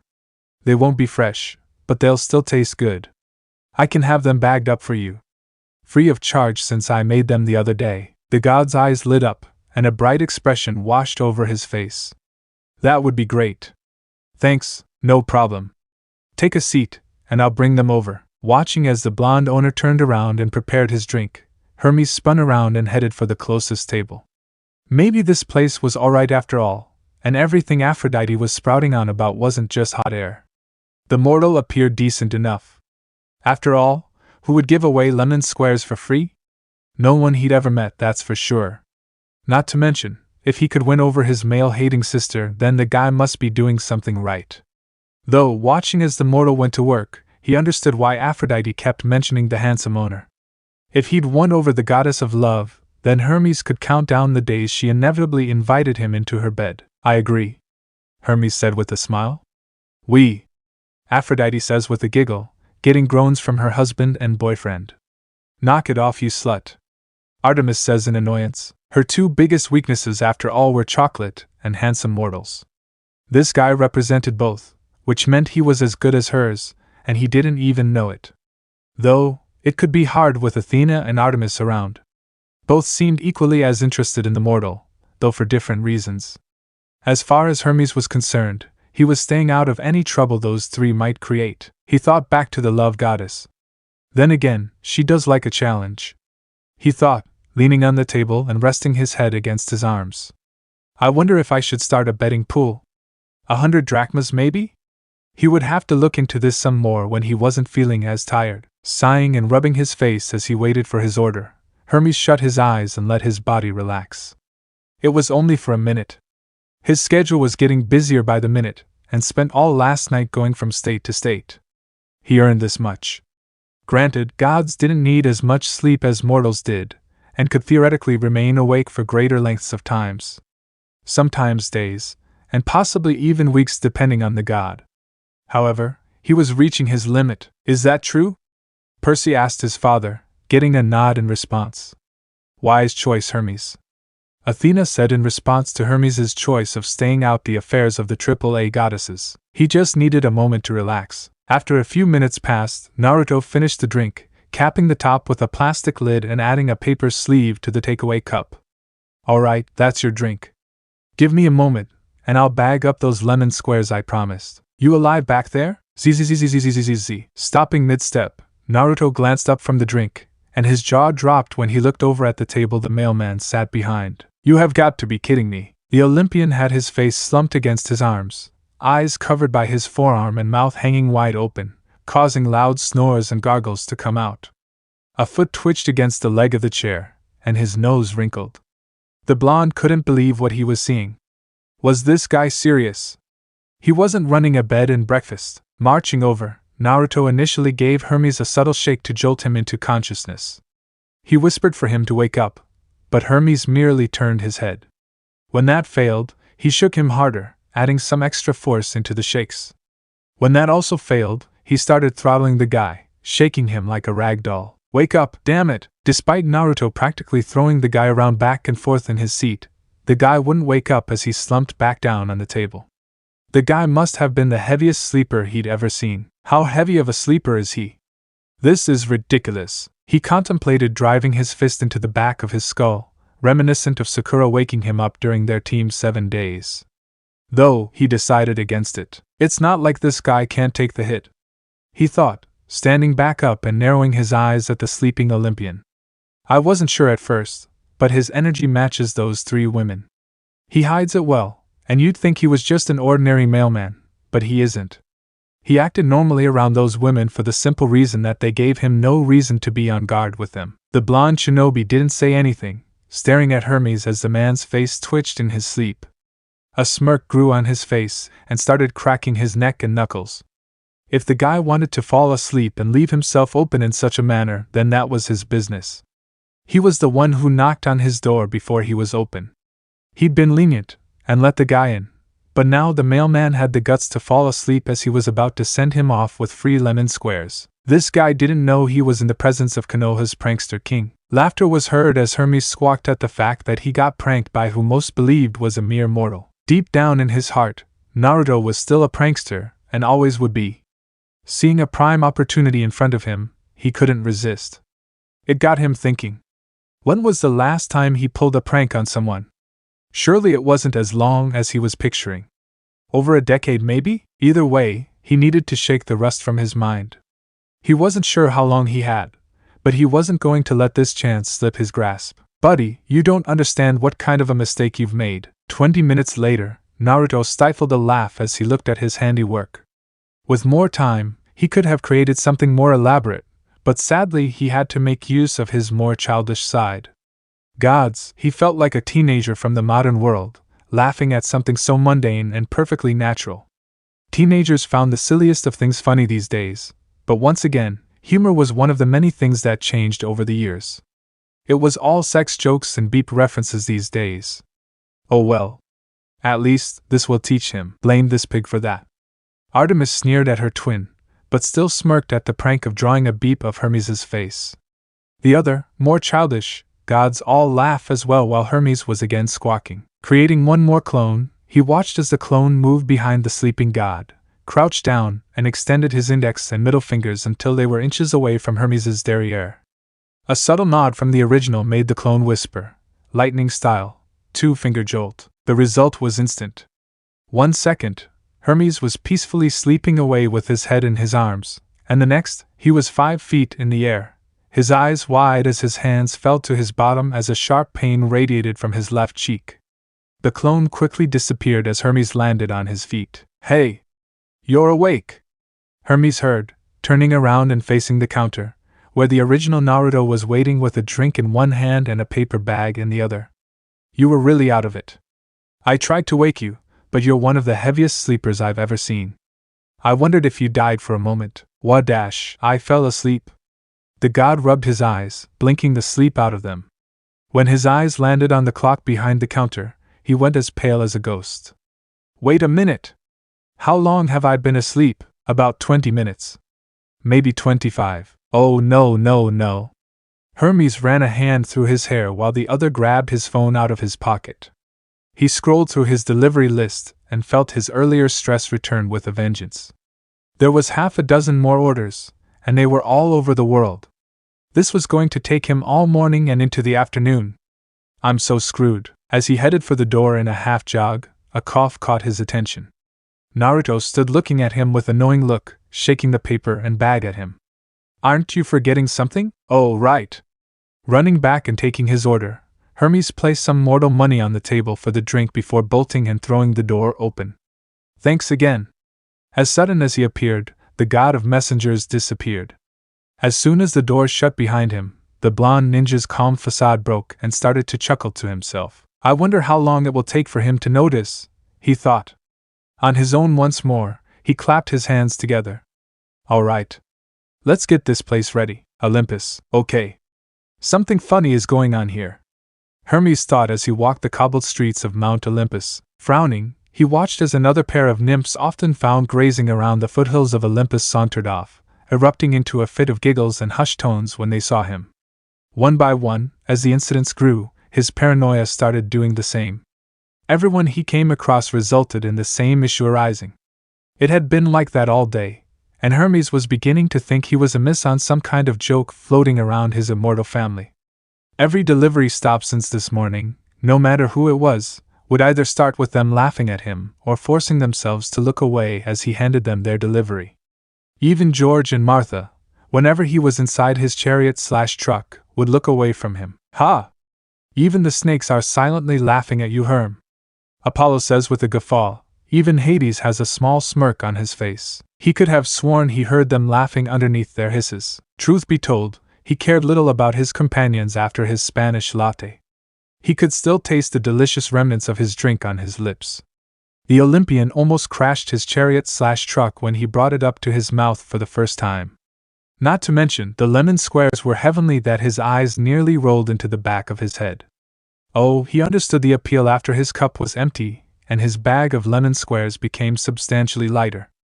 It was damn good. Hermes just groans with his head in his hands as his family still made fun of him. Even the demigods and mortal joined in on the merriment. No. It was better than good. It was amazing. It was no wonder his sisters and the love goddess were taken with the little café the way they were. He would be going back in the future, and this time at a reasonable time. It could be a good place to pick up beautiful women too. Desiring nothing more than the rest he deservedly earned, he headed in the direction of his temple, located on the eastern side of Olympus. As he closed in on his home, Hermes spied a cloaked figure coming from the opposite direction.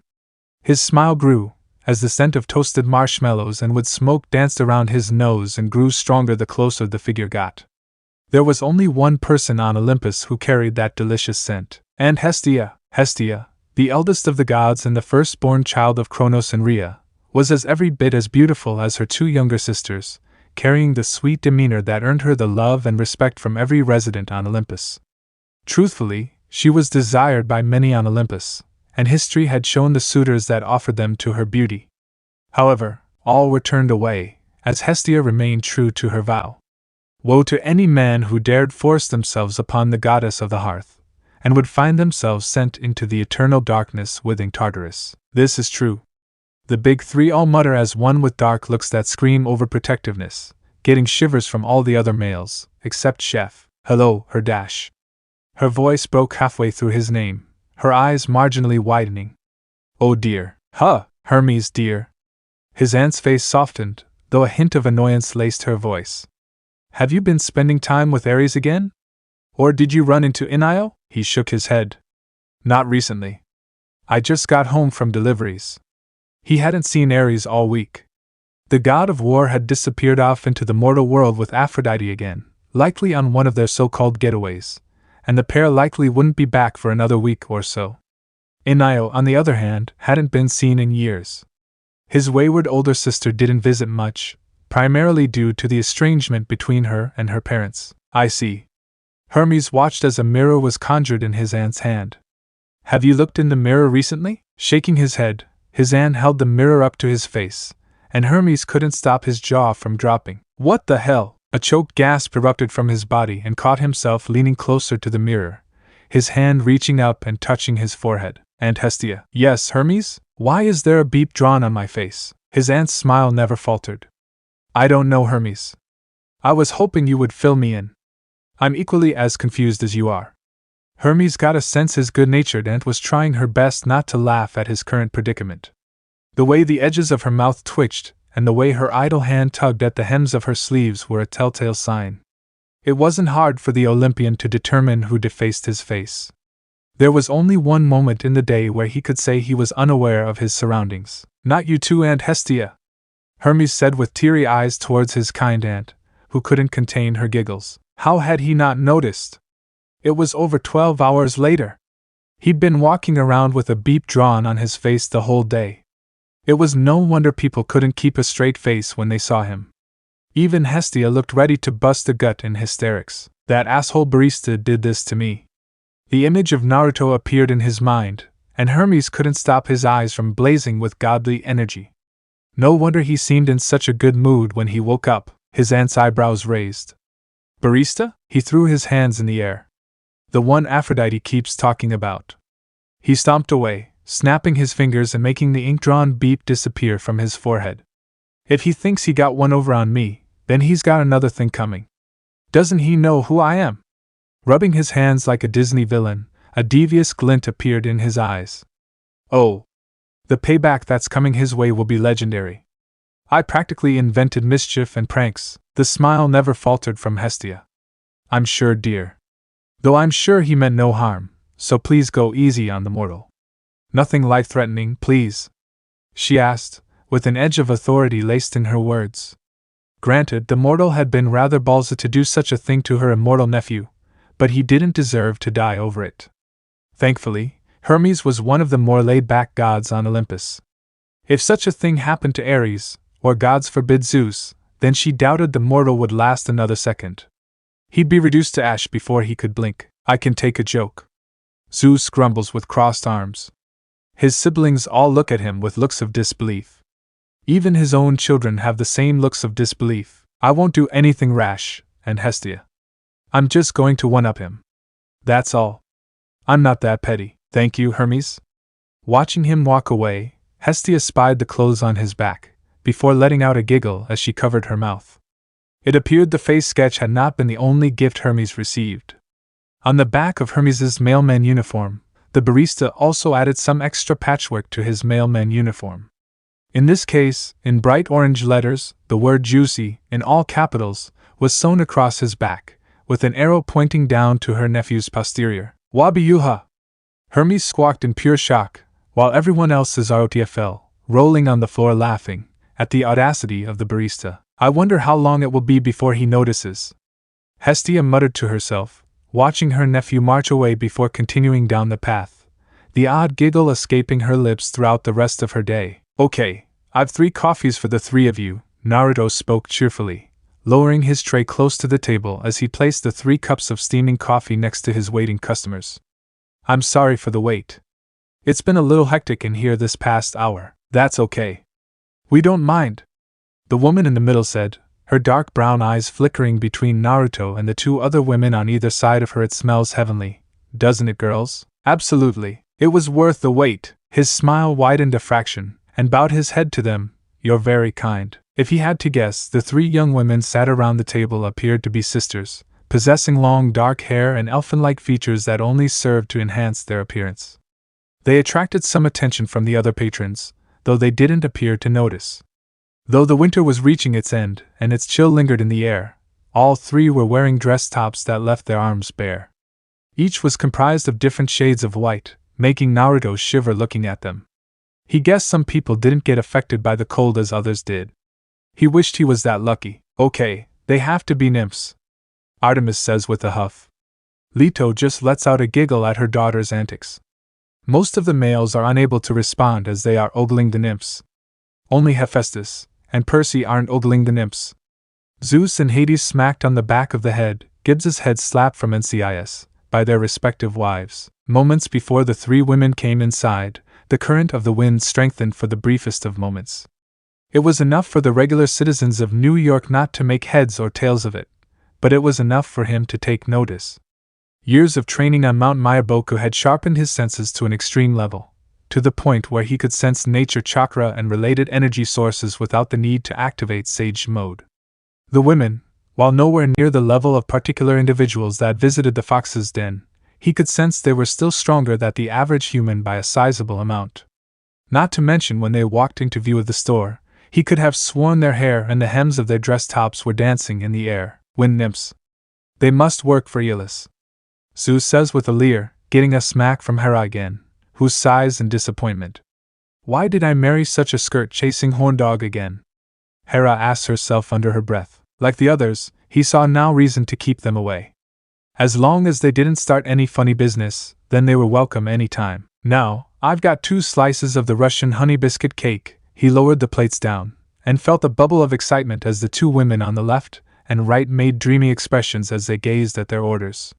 Their forks found their way into their hands like magic, and were eagerly digging in before he could lower the 3rd plate onto the table, and 1 sticky toffee pudding. A similar look arose on the middle woman, and saw her mouth silent words to herself. If you need anything else, you know where to find me. Artemis is almost salivating at the delicious treats shown, getting a few sounds of amusement from her brother and mother, which she promptly ignores.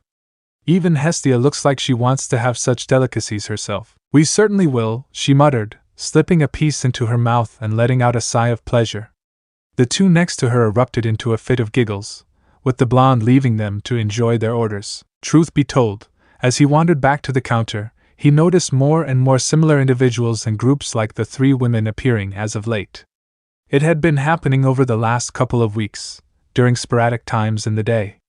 He'd felt something off about them all as soon as they appeared close to the den, though he sensed differences with the energy and life force that coursed through their veins. Some were like the women currently in a daze with their cake orders, where the natural energy within them felt air-based. Others that came felt more connected to the earth, more traditional energy, much like when he manipulated senjutsu. In the back of his mind, the energy reminded him of the Zetsu clones created from the first Hokage's cells, though with none of the malevolent intent or evil nature. All he felt was positivity radiating from them, and all had a tinge of green to their skin that only he noticed. Though not that he let on. Then there was the small group a few days ago with energy that radiated like the sea, with a distinct smell of the ocean and the beaches lingering on their person. So, we got wind nymphs, wood nymphs, and now naiads/nereids. Athena, while keeping a list of everyone from their world that has visited the fox's den. More often than not, they were all beautiful, all possessing the elfin appearances he became accustomed to when greeting and serving them. 90% of the time, they were women, though occasionally, a male or two appeared through his doors. It started with an individual, or a pair visiting each day, but soon the fox's den was becoming a hot spot for the elfin beauties. Each day, more and more seemed to be appearing. Sounds like Camp Half-Blood in a way, Annabeth says with a nod. The other two demigods nod in agreement. If he was honest, Naruto never imagined the fox's den would become a hot spot for nymphs of all things. It took him a couple of visits to realize what they were. If he had to put money on it, then the three women sat around the table currently must have been air nymphs, if what he felt was any indication. The number of encounters he'd had with nymphs weren't many and were sporadic over the years. Thinking back on it, the last time he saw a nymph was over 300 years ago, somewhere in Europe. Germany if he remembered right, or possibly France. The gods are shocked that the blonde was able to figure out the identities of some nymphs. With a moment of peace and everyone inside happy with their orders, the blonde grabbed a spare tray and started moving around the tables, collecting up the finished plates and cups. Thanks to the first 3 months being a success, Naruto chose to make a few changes in the kitchen, namely to make the working hours for his clones a little easier.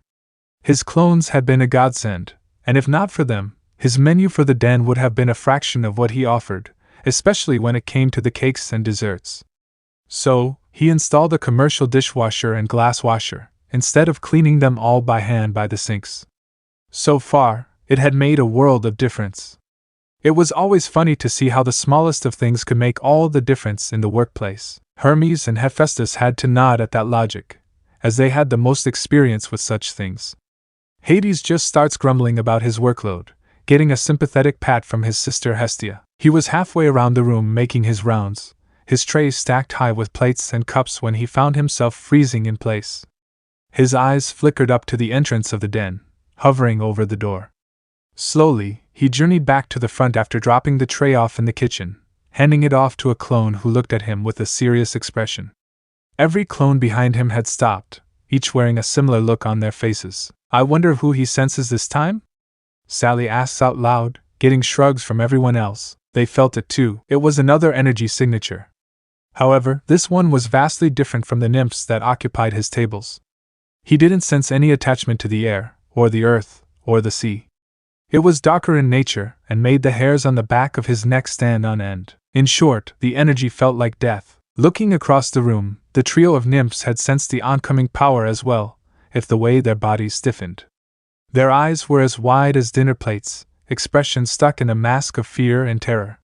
No one else in the room appeared to be affected, though he had no time to determine how or why when the bell over the doorway jingled, a waft of cold air entering the room as a body walked inside. "Really, Hades? Must you scare the nymphs?" Persephone asks with exasperation.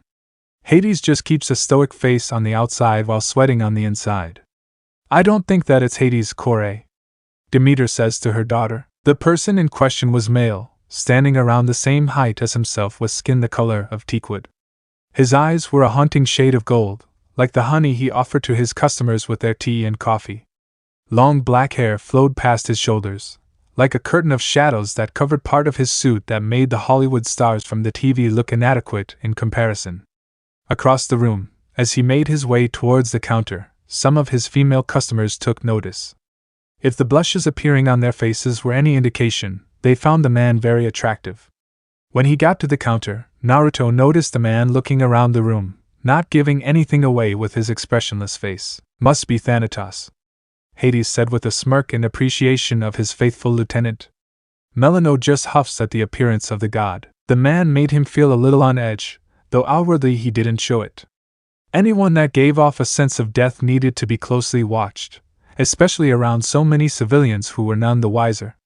He looked at the three nymphs out of the corner of his eye, though he noticed the man briefly look their way as well. All three visibly gulped, and to Naruto's surprise, gave the man a short curtsy, despite being sat down. Those nymphs certainly know to respect a god, even though he's a minor god. Zeus says with a little ego in his voice only to be smacked by Hera. Just who is this guy? He thought, before putting on a smile. Welcome to the Fox's Den, Naruto welcomed, ending the silence and catching the man's attention. As he did with every customer, he took out a menu and offered it to the finely dressed man. However, unlike everyone else that walked through his doors, the man didn't take the menu. Instead, he stared at Naruto, then looked in the glass cabinet where many of the den's cakes were presented to the public, and then back at the blonde. I wonder what Thanatos is doing there. Hades says with a thoughtful look on his face. Isn't this in February? Persephone asks with a slowly growing grin. Gasp, Aphrodite gasped, getting what Persephone is insinuating, before glaring at her rival for Adonis. Are you the owner of this establishment? His voice was rich and velvety. It was so smooth the blonde could picture the voice belonging in a blues club, making the women swoon and sway with his velvety tunes. I am. Is there something I can help you with? The man nodded, lacing his fingers together and placing them on top of the counter. You can. My name is Mr. Black.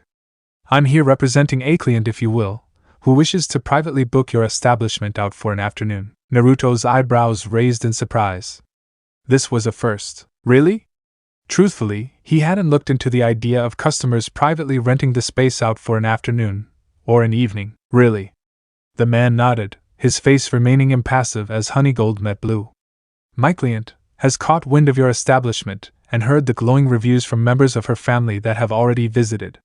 Her interest has piqued because of it, and she wishes to visit you to see if the word of mouth is true. The blonde nodded, though he adopted a confused look. Well, that's great and all, but why does she need to rent out the entire place? Can't she visit during my regular days?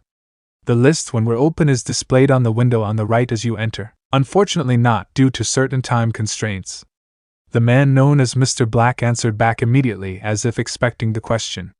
My client is a busy woman, who has important duties and responsibilities that she must see to, around these months in particular.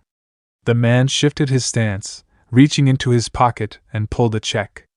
Her current place of work can be rather time-consuming. Well, that's certainly one way to explain that I help rule the underworld during the autumn and winter seasons. Persephone says with a huff. Hades just holds the hand of his wife. Rubbing the back of his head, Naruto guessed he could understand the reasoning, though renting it out for one person seemed a bit much. Who was this person anyway? Some kind of CEO of some big-time corporation? Or maybe some visiting princess, or queen? He was sure he didn't have any royalty visit his little café yet. At least, none that he knew of anyway. Not to mention, if this guy who sensed like death was working for someone, did that mean the woman he was referring to also carried around the same kind of feeling? In a way, I do. Persephone says with a small frown before snuggling into her husband's side. Hades just has a small smile while holding his wife close, humming to himself, and tapping his fingers against the counter. Mr. Black patiently waited for Naruto to speak. So it's one person renting the place out? Am I getting that right? I'll be catering to one person if I accept. Two, her husband will be coming with her. The blonde sighed as the picture forming in his mind became clearer. Okay, I guess that makes sense. They want a private space to enjoy their meal? That's correct. Motioning for his visitor to wait one moment, the blonde disappeared into the back room. Before long, he returned, this time with a red book in his hands, revealed to be a business diary. It shouldn't be too much of an issue, so long as they give me some time to warn my other customers. This is the first time I've done something like this since I opened. Taking out a pen from beneath the counter, he held it ready in his hand. Did your client have a date in mind? Definitely sounding like a date is being planned. Hera says with a whimsical smile. Persephone just smiles as well. She did. She would like the 14th of February. The 14th Naruto started, beginning to flick through the pages before stopping a moment later. He gave the man a deadpan stare. The 14th of February? That's right, so Valentine's Day. Once again, that is correct. Putting down his pen, Naruto gave the so-called Mr. Black a skeptical look. This guy couldn't be serious, could he? Let me get this straight. Your client wants to privately book out my cafe for an afternoon on Valentine's Day of all days? One of the potentially busiest days of the year for someone like me? Which also happens to be tomorrow. The blonde shinobi felt like wringing the guy's neck when he nodded. That's right. Hence why I was given this. He held up the hand with the check still resting in his grasp and placed it down on the counter. My client is the understanding kind, and to compensate you for your time and willingness to accept under short notice, I was permitted to offer you a blank check. Naruto blinked in surprise and tilted his head when he stared down at the check. True to Mr. Black's words, the part of the check that displayed the amount of money was blank of any writing, while a very neatly written signature was present in the bottom corner. Your client is serious about this, huh? She is. She is a lady of taste and is not the type who visits the average establishment. For her to come to your business and bring her husband with her is a great honor. The blonde noticed the way the smartly dressed man enforced the last part of his sentence. So, I can write any amount on here? The man nodded, so he further asked, I could write down something like $1 million and that wouldn't be an issue? Watching Mr. Black closely, the man pushed a lock of stray hair out of his face, his gold eyes boring into his own with something akin to amusement. Mr. Uzumaki? Naruto nodded, and let the man continue. All I will say is that money is of no issue to my clients. Name your price, and I shall inform my client you will be expecting them tomorrow without delay. The blonde shinobi couldn't help but whistle, both in amazement and amusement. Whoever they were, they must have pockets that ran deep into the earth if they could throw around words like that. Rubbing his chin as he let the information sink in, he ignored Mr. Black's expressionless stare as the man waited for a response. The blonde shinobi of old wasn't worried when it came to money. Not in the slightest. Over the years of his existence, Naruto had done the smart thing and kept a little nest egg to the side that over time began to grow and grow. It was the side effects of becoming a responsible adult. Oh, the expenses that I have to deal with to keep my domain in check. Hades grumbles while both Hestia and Persephone just pat his back and hold his hand respectively. Even Hecate and Melinoe frown at the hard work and expenses that are needed to rule the underworld. When his decision to come to New York and set up shop was decided, he dipped into that nest egg and got everything he would need with it. His home, the Fox's Denver. All the appliances and furniture. Not to mention all his ingredients. If he was honest, when everything was added up, it hadn't broken the tip of the iceberg of the fortune he was sitting on. He rarely touched it, and had it all hidden away in a location only he was aware of. Everything he made from the Fox's Den went into a bank account he set up before arriving. He couldn't look too suspicious, smart. Hermes had to praise with a nod. Most of the other gods who have experience in the business world nod in agreement. Then again, I am running a business and that's a whole afternoon of revenue not coming my way. $1 million is too much, even if their pockets are too deep to make sense of. He didn't want to appear too greedy, but if they were offering a chance to fill his wallet then why not? He wouldn't go too overboard. $10,000 and you have yourself a deal. Seemed like a fair ask. Hiding his surprise, he watched as Mr. Black didn't bat an eyelash and pulled out a fancy-looking Mont-Blanc pen from his inside pocket. Is that made of real gold? How fancy are these people? Scribbling the amount on the check, Mr. Black looked him dead in the eye, the check being offered to the blonde barista. Taking it and giving it a once-over, Naruto smirked at Mr. Black. I hope this doesn't bounce. That would be embarrassing after everything the man just told him. Mr. Black didn't react. He remained completely stone-faced as he replied. Trust me, Mr. Uzumaki, it won't, if you say so. Glancing at the name written on the check, he rose an eyebrow. Mrs. P. Underhill? Might I inquire what her first name is? I like to know the names of the people whose money I'm taking. Rolling his neck, a distinct pop made the mysterious Mr. Black sigh in comfort before answering. You'll get your answers tomorrow. Until then, all you need to know is that my clients will arrive tomorrow at 4 p.m. How long they will stay for, I don't know. However, I recommend that you prepare thoroughly. Mrs. Underhill is known to be demanding if the gossip she's heard about your food is anything to go by. He leaned in, with Naruto reacting by doing the same. She has a sweet tooth that puts many to shame, though can be picky. She has high expectations. Underhill? Really, my love? Hades asked with a roll of his eyes while his brothers had to laugh at the name. Persephone just smiles at her husband. Is that right? Naruto rubbed his chin, a thoughtful expression sweeping over him. If she had high expectations, then he would need to pull a few rabbits out of his hat. As confident as he was that his menu would knock their socks off, he could prepare some special dishes for his guests.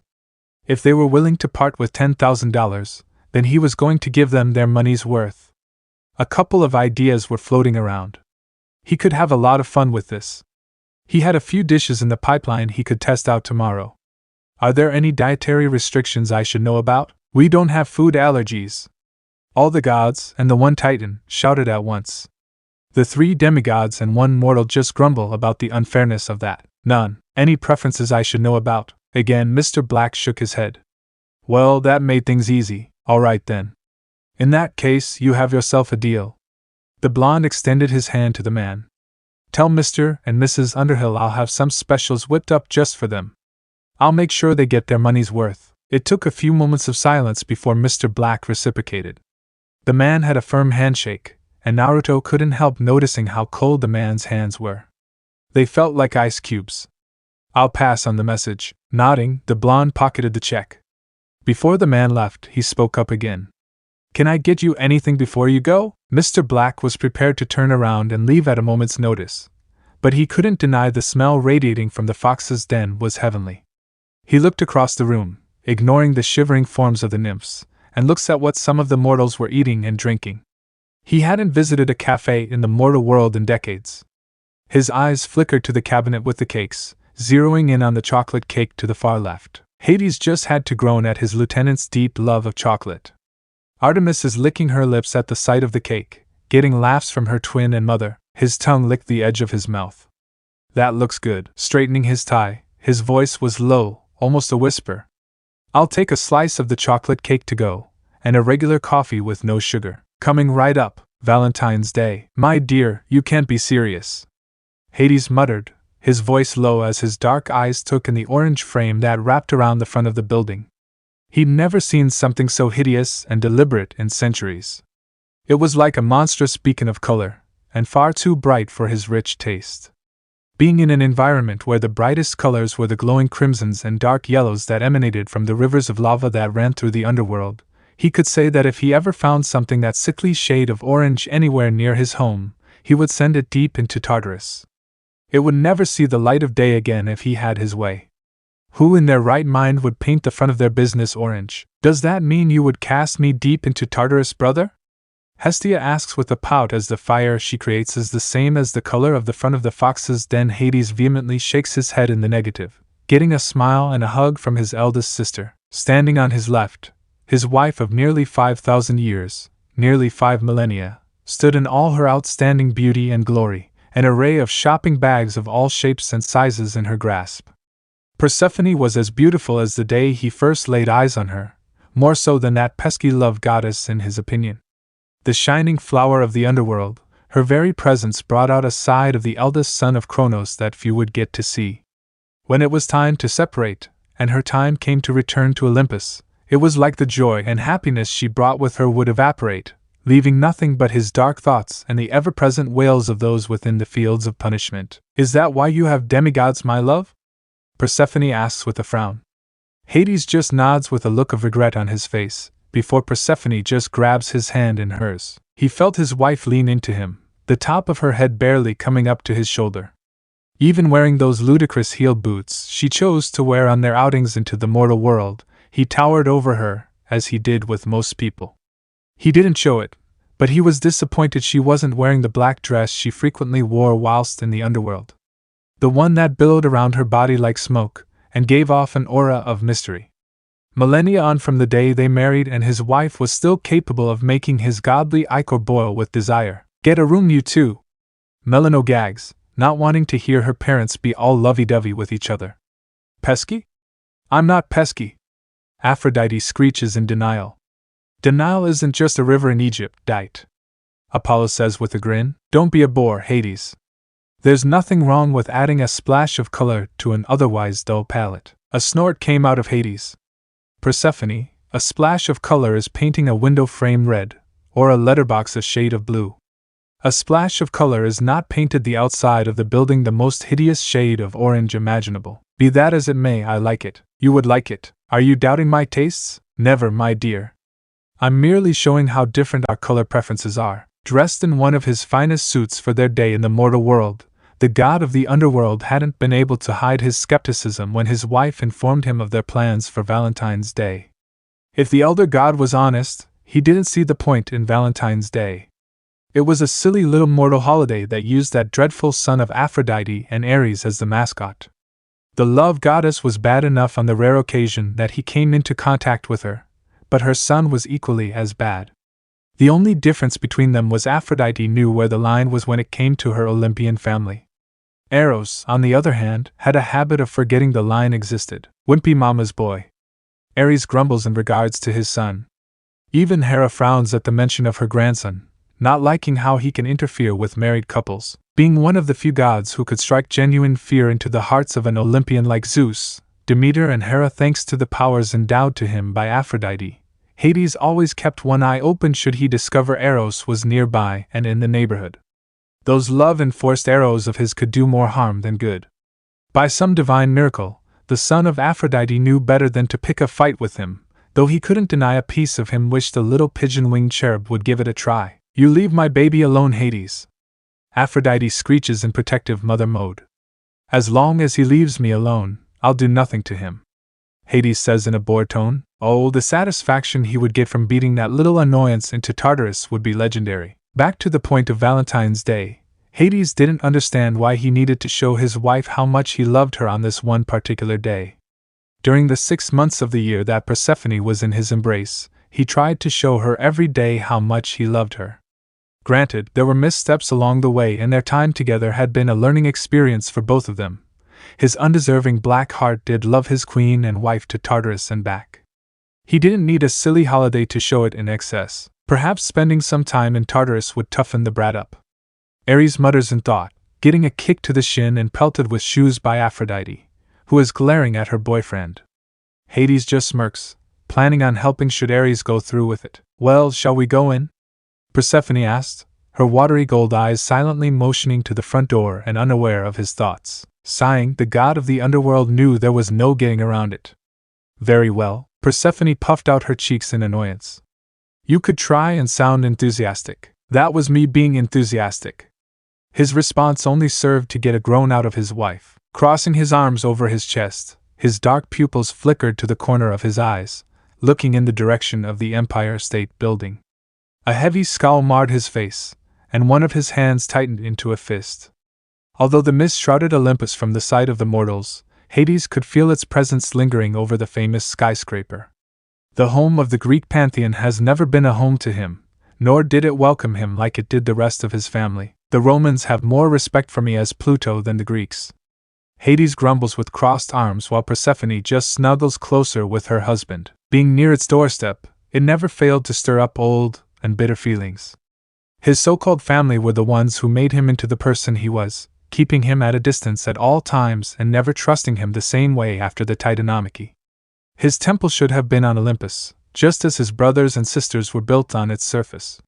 Hell, Poseidon had one on Olympus and within Atlantis. There was no telling how many that dunderhead Zeus had. The point was, he helped build Olympus into what it was, and should have been recognized for that like the rest of them. "I still trust you, Hades," Hestia says with a smile.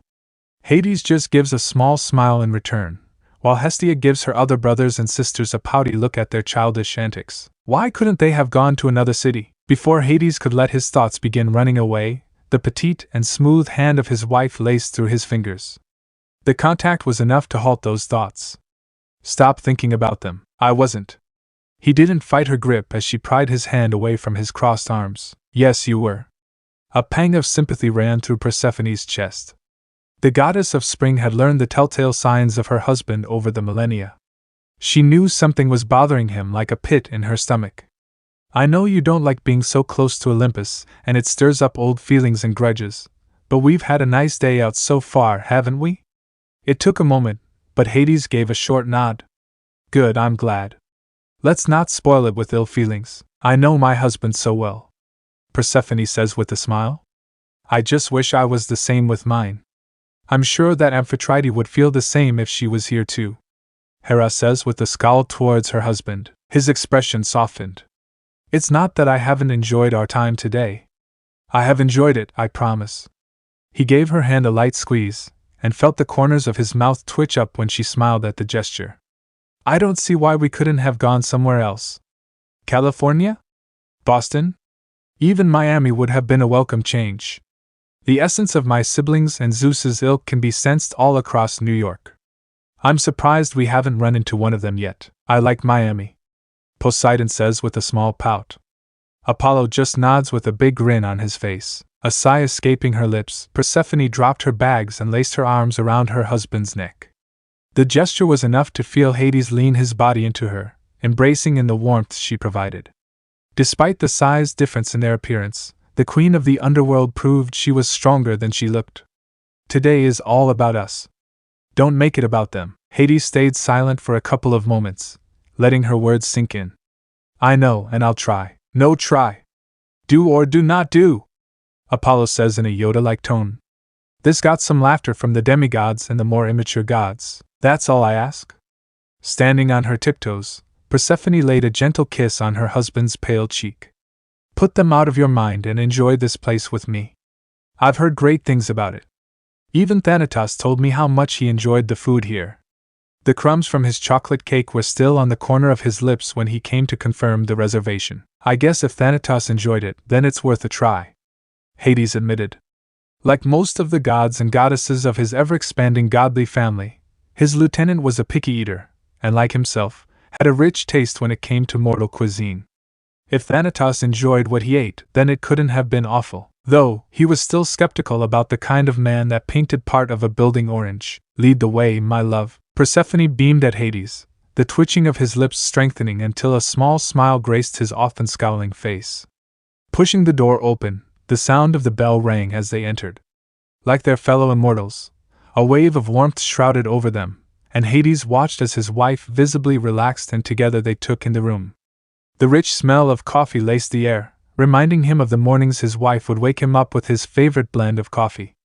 The room was bigger than either of them expected, with tables and chairs pushed to each side, with one singular table with 2 chairs sat in the middle of the room. Ah, this Naruto redecorated just for the 2 of you, Aphrodite squealed out.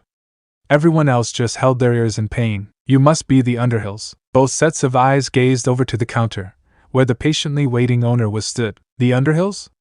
Hades thought, rolling his eyes at the surname Persephone had given them.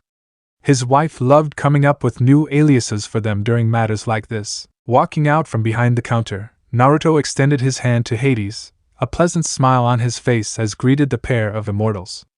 My name's Naruto Uzumaki, the owner of the Fox's Denver. First things first, I would like to thank you for taking an interest in my humble establishment. When your representative came by yesterday, I hardly believed it. I thought he was joking at first, but I can see he was telling the truth. It's nice to meet you both. Shaking his hand, Hades noted the firm grip the blonde gave him and felt his wife step forward and offer her hand. Instead of shaking her hand though, Naruto gently took her hand into his own and placed a gentle kiss to her knuckles. The act was enough for Persephone to widen her smile. She liked a mortal with manners. He's very easy on the eyes too, Persephone thought. A handsome face, and a very nice body if the way his clothes tighten on his body is any indication. She was no Aphrodite, but she could window shop from time to time. You're most welcome, and I'm happy you accepted my offer. I'm sorry for the short notice, but the news doesn't tend to travel to our neck of the woods until much later, though I've heard nothing but good things about this place. If he had told Thanatos no, then Persephone planned on having him wrapped up in the mist and make it happen either way. I'm Penelope Underhill, and this is my husband, Hank Underhill. Little bit of a King of the Hill reference there, Apollo says with a grin. This god eye rolls from the rest of the gods. Persephone promptly ignored the look her husband was giving her. Well, come over and take a seat. Reaching behind the counter, he pulled out 2 menus and offered them to the pair of gods. Make yourself comfortable, and I'll give you a couple of minutes to look at the menu. He motioned to their table. Also, just so you're aware, I've got some specials of the day prepared for you both. Think of it as my way of ensuring you get your money's worth today. I'll read them out when I take your orders. Lucky! Persephone whines in regards to her other. Aphrodite and Artemis have to agree, shocking everyone else. Thank you, that sounds delightful, Persephone replied, the excitement brimming as she wondered what Naruto had prepared for them. Gently, she pulled her husband to their table, with the god of the underworld glancing at Naruto from the corner of his eyes. Making themselves comfortable and discarding her coat, Persephone eyed her husband. So? What do you think so far? The god of the underworld took notice of the excitement in his wife's voice. She looked at him expectantly. Without trying anything on the menu, I can't make any judgment yet. When his wife scowled at him, he internally sighed and made a change to his answer. It appears adequate. The place has a nice atmosphere. The rich smell of coffee is pleasing, I'll admit. As suspected, her face made a no 80. I knew you'd like it. The goddess of spring sounded very pleased with herself. There's so much to choose from in here. I'm not sure where to start. The beginning would suffice. A kick to his shin beneath the table forced him to grunt. Don't be sarcastic, my love. It's unbecoming of you. Persephone remained focused on the menu, a content smile plastered on her face. Hades could see her eyes at work, taking in all of her options. I wonder what the specials he made for us are. It's all very intriguing. I find myself curious also, Hades replied. An annoyed expression wormed its way onto his face. Was Hank the best you could think of? It's a nice name. It's a traditional name in the mortal world. The goddess glanced up. Is there something wrong with my choice? Nothing, but I don't see why we can't use our real names, because no self-respecting mortal woman would name their child after the god of the underworld. Name one mortal carrying your name, and we can go home right now. When he didn't speak, Persephone's smile gained a satisfaction to it. I rest my case. Now less brooding and more choosing.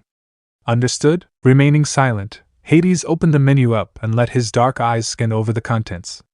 He would let Persephone have her fun. His wife did appear excited during their shopping spree earlier in the afternoon. There appears to be something for everything in here. He mumbled, his hand coming up to sweep his oily black hair back. He must go through ingredients like they're going out of fashion if he offers everything he says he does. He must be doing well to afford it. As the richest member of his Olympian family, call him curious if he wondered how a mortal could afford such a massive selection. Most places he was aware of didn't provide a third of what the blonde owner was offering to his clientele. Did he make everything that was listed on the menu? If not, then he must have dozens of suppliers in the pipeline. His cash flow must be a constant wave. Diana is more common in modern times. Sally pipes up, getting a big smile from Artemis. Most of the other gods grumble at how lucky Artemis/Diana is for that. He couldn't help with the way he thought. As the god of riches, it sparked his curiosity. Focus, Hades. Pick something before your wife calls you out on it. While Hades was busy mulling over his thoughts, Persephone was busy biting the corners of her mouth. She couldn't decide what she wanted. Everything sounded so good. Where to start? If it wasn't for word getting to her by Hermes, who was delivering a package to Hecate in her residence within the underworld, then she wouldn't have heard a peep about the Fox's Denver. News tended to reach the underworld slower than most, though when she asked why she hadn't heard about such a place existing sooner, she noticed Hermes begin to shuffle around uncomfortably. Surely, any place that attracted the attention of multiple Olympians was worth hearing about. More than likely Aphrodite/I had something to do with that. All the gods say at the same time. Aphrodite had a sly grin while the others had frowns. Despite not being an Olympian, being of the eldest children of Zeus, as well as the queen of the underworld, had its perks. Suffice to say, it took 5 minutes before she had Hermes spilling out all the gossip on Olympus. Her time in the underworld had provided her with many a means to get the information out of her unwilling hostage. By the time she let her little brother free, Persephone was internally seething. Cracks formed on the marble floor of her husband's palace as she marched back to her chambers. I hate when the older sibling card is played. All the younger siblings whined at once, making the only children smile at not having such a card played. That damn Aphrodite! Oh, she knew the love goddess could be petty, but she was asking for it now. Aphrodite had done everything in her power to keep the information from getting to the queen of the underworld, and Persephone knew why. Their little rivalry that started with Adonis all those years ago continued to plague them to this day and only worsened as time went on. The two goddesses used to be good friends, but these days after the Adonis incident, their relationship never recovered. The two were always trying to one-up each other in a variety of ways, to the point that the other gods would simply bypass them. The stunts they pulled on each other were legendary. Such antics can get really annoying, Zeus says with a frown. Neither rival look apologetic for their actions, however. When one of her mother's servants informed her by iris message that the love goddess planned to visit and spend the evening at the fox's den with the owner's scrumptious treats, the goddess of spring couldn't help but throw a wrench in her plans. Valentine's Day was a big day for Aphrodite, and Persephone couldn't help but grin at the satisfaction of denying the love goddess of what she desired. Even if it was for only one day. She couldn't sense the love goddess's essence anywhere near the fox's den, which meant she hadn't stopped by yet. You bitch! Aphrodite screeches at her rival for Adonis. Persephone just sends a smug grin the love goddess's way. Hades is planning on rewarding his wife later when they retire to their quarters for such actions. The look on her face would be priceless. When 5 minutes passed, the two gods felt their host appear next to them, his notebook and pen in hand as he gave them a polite smile. So, before I take your orders, would you like me to read out the specials for you? The blonde looked pleased with himself. Yes, please, Persephone replied, followed by a nod from Hades. She couldn't wait. Well, Naruto started. For this special day, I have arranged 3 different dishes for you, all of which were freshly baked earlier today. The first of which is a grapefruit curd tart with chamomile whipped cream. Persephone's eyes lit up, followed by an audible intake of air. The second is a fig almond tea cake with a coconut honey glaze. Finally, since it's Valentine's Day, I thought the third option should be something related to the subject of love, so I prepared a chocolate-dipped strawberry Neapolitan cake. Ooh! I want all 3!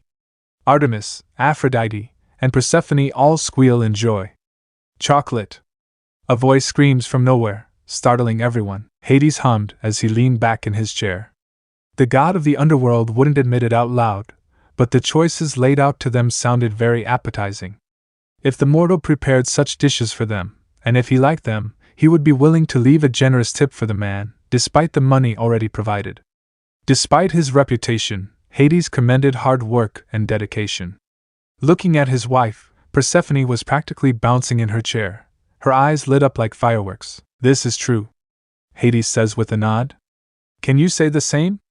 Hades asks of his family. If the dishes were half as good as the gossip suggested, then Persephone contemplated dragging the man to the underworld and having him set up shop just for her.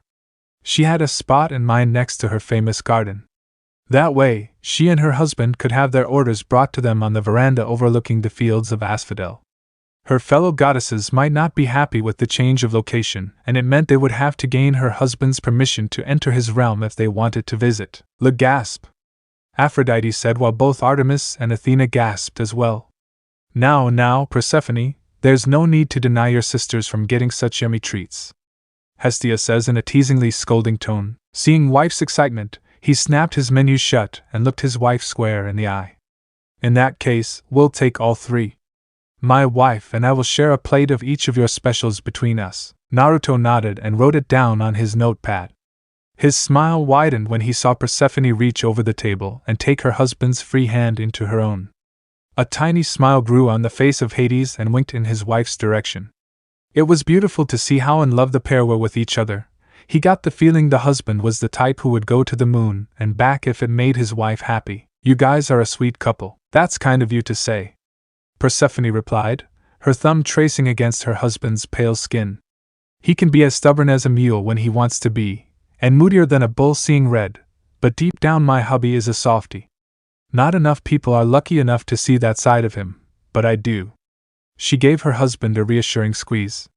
It hasn't been easy, but we've been married for a long time and overcame obstacles that would cause most to call it quits. I hope he knows how much I have come to love him. Not one word. Hades growled towards his brothers and nephews. Hestia just gives a reassuring pat on the back with a smile. The god of the underworld's expression softened further. He does. You're lucky to have each other, Naruto replied, his gaze turning and staring out the window at the people walking down the pavement across the road. Most people these days don't seem to understand how precious marriage is, especially when the right person comes along. It provides an opportunity to grow in selflessness as you serve your wife, or husband, and any children that come from the union. It's more than a physical union, it is also a spiritual and emotional union. Too true, Hera says with a grin, before glaring at her husband. Zeus shrinks back at the intensity of his wife's glare. Both immortals looked at him with mild surprise. They both looked into his blue eyes and noticed a sadness within them. Any kids? Both nodded. A daughter. Hades quietly replied, still looking up at the blonde owner with an inquisitive stare. That's nice. Are you married? The question came from Persephone. Right before her eyes, she noticed a momentary shift happen with the blonde owner. Like a door had been cracked open, followed by a wave of sadness briefly resonating from his person, and his face gaining a faraway look as a sad smile took over. Persephone almost wished she hadn't asked, widowed, oh. Her voice was quiet. I'm sorry. She hadn't intended to stir up old feelings.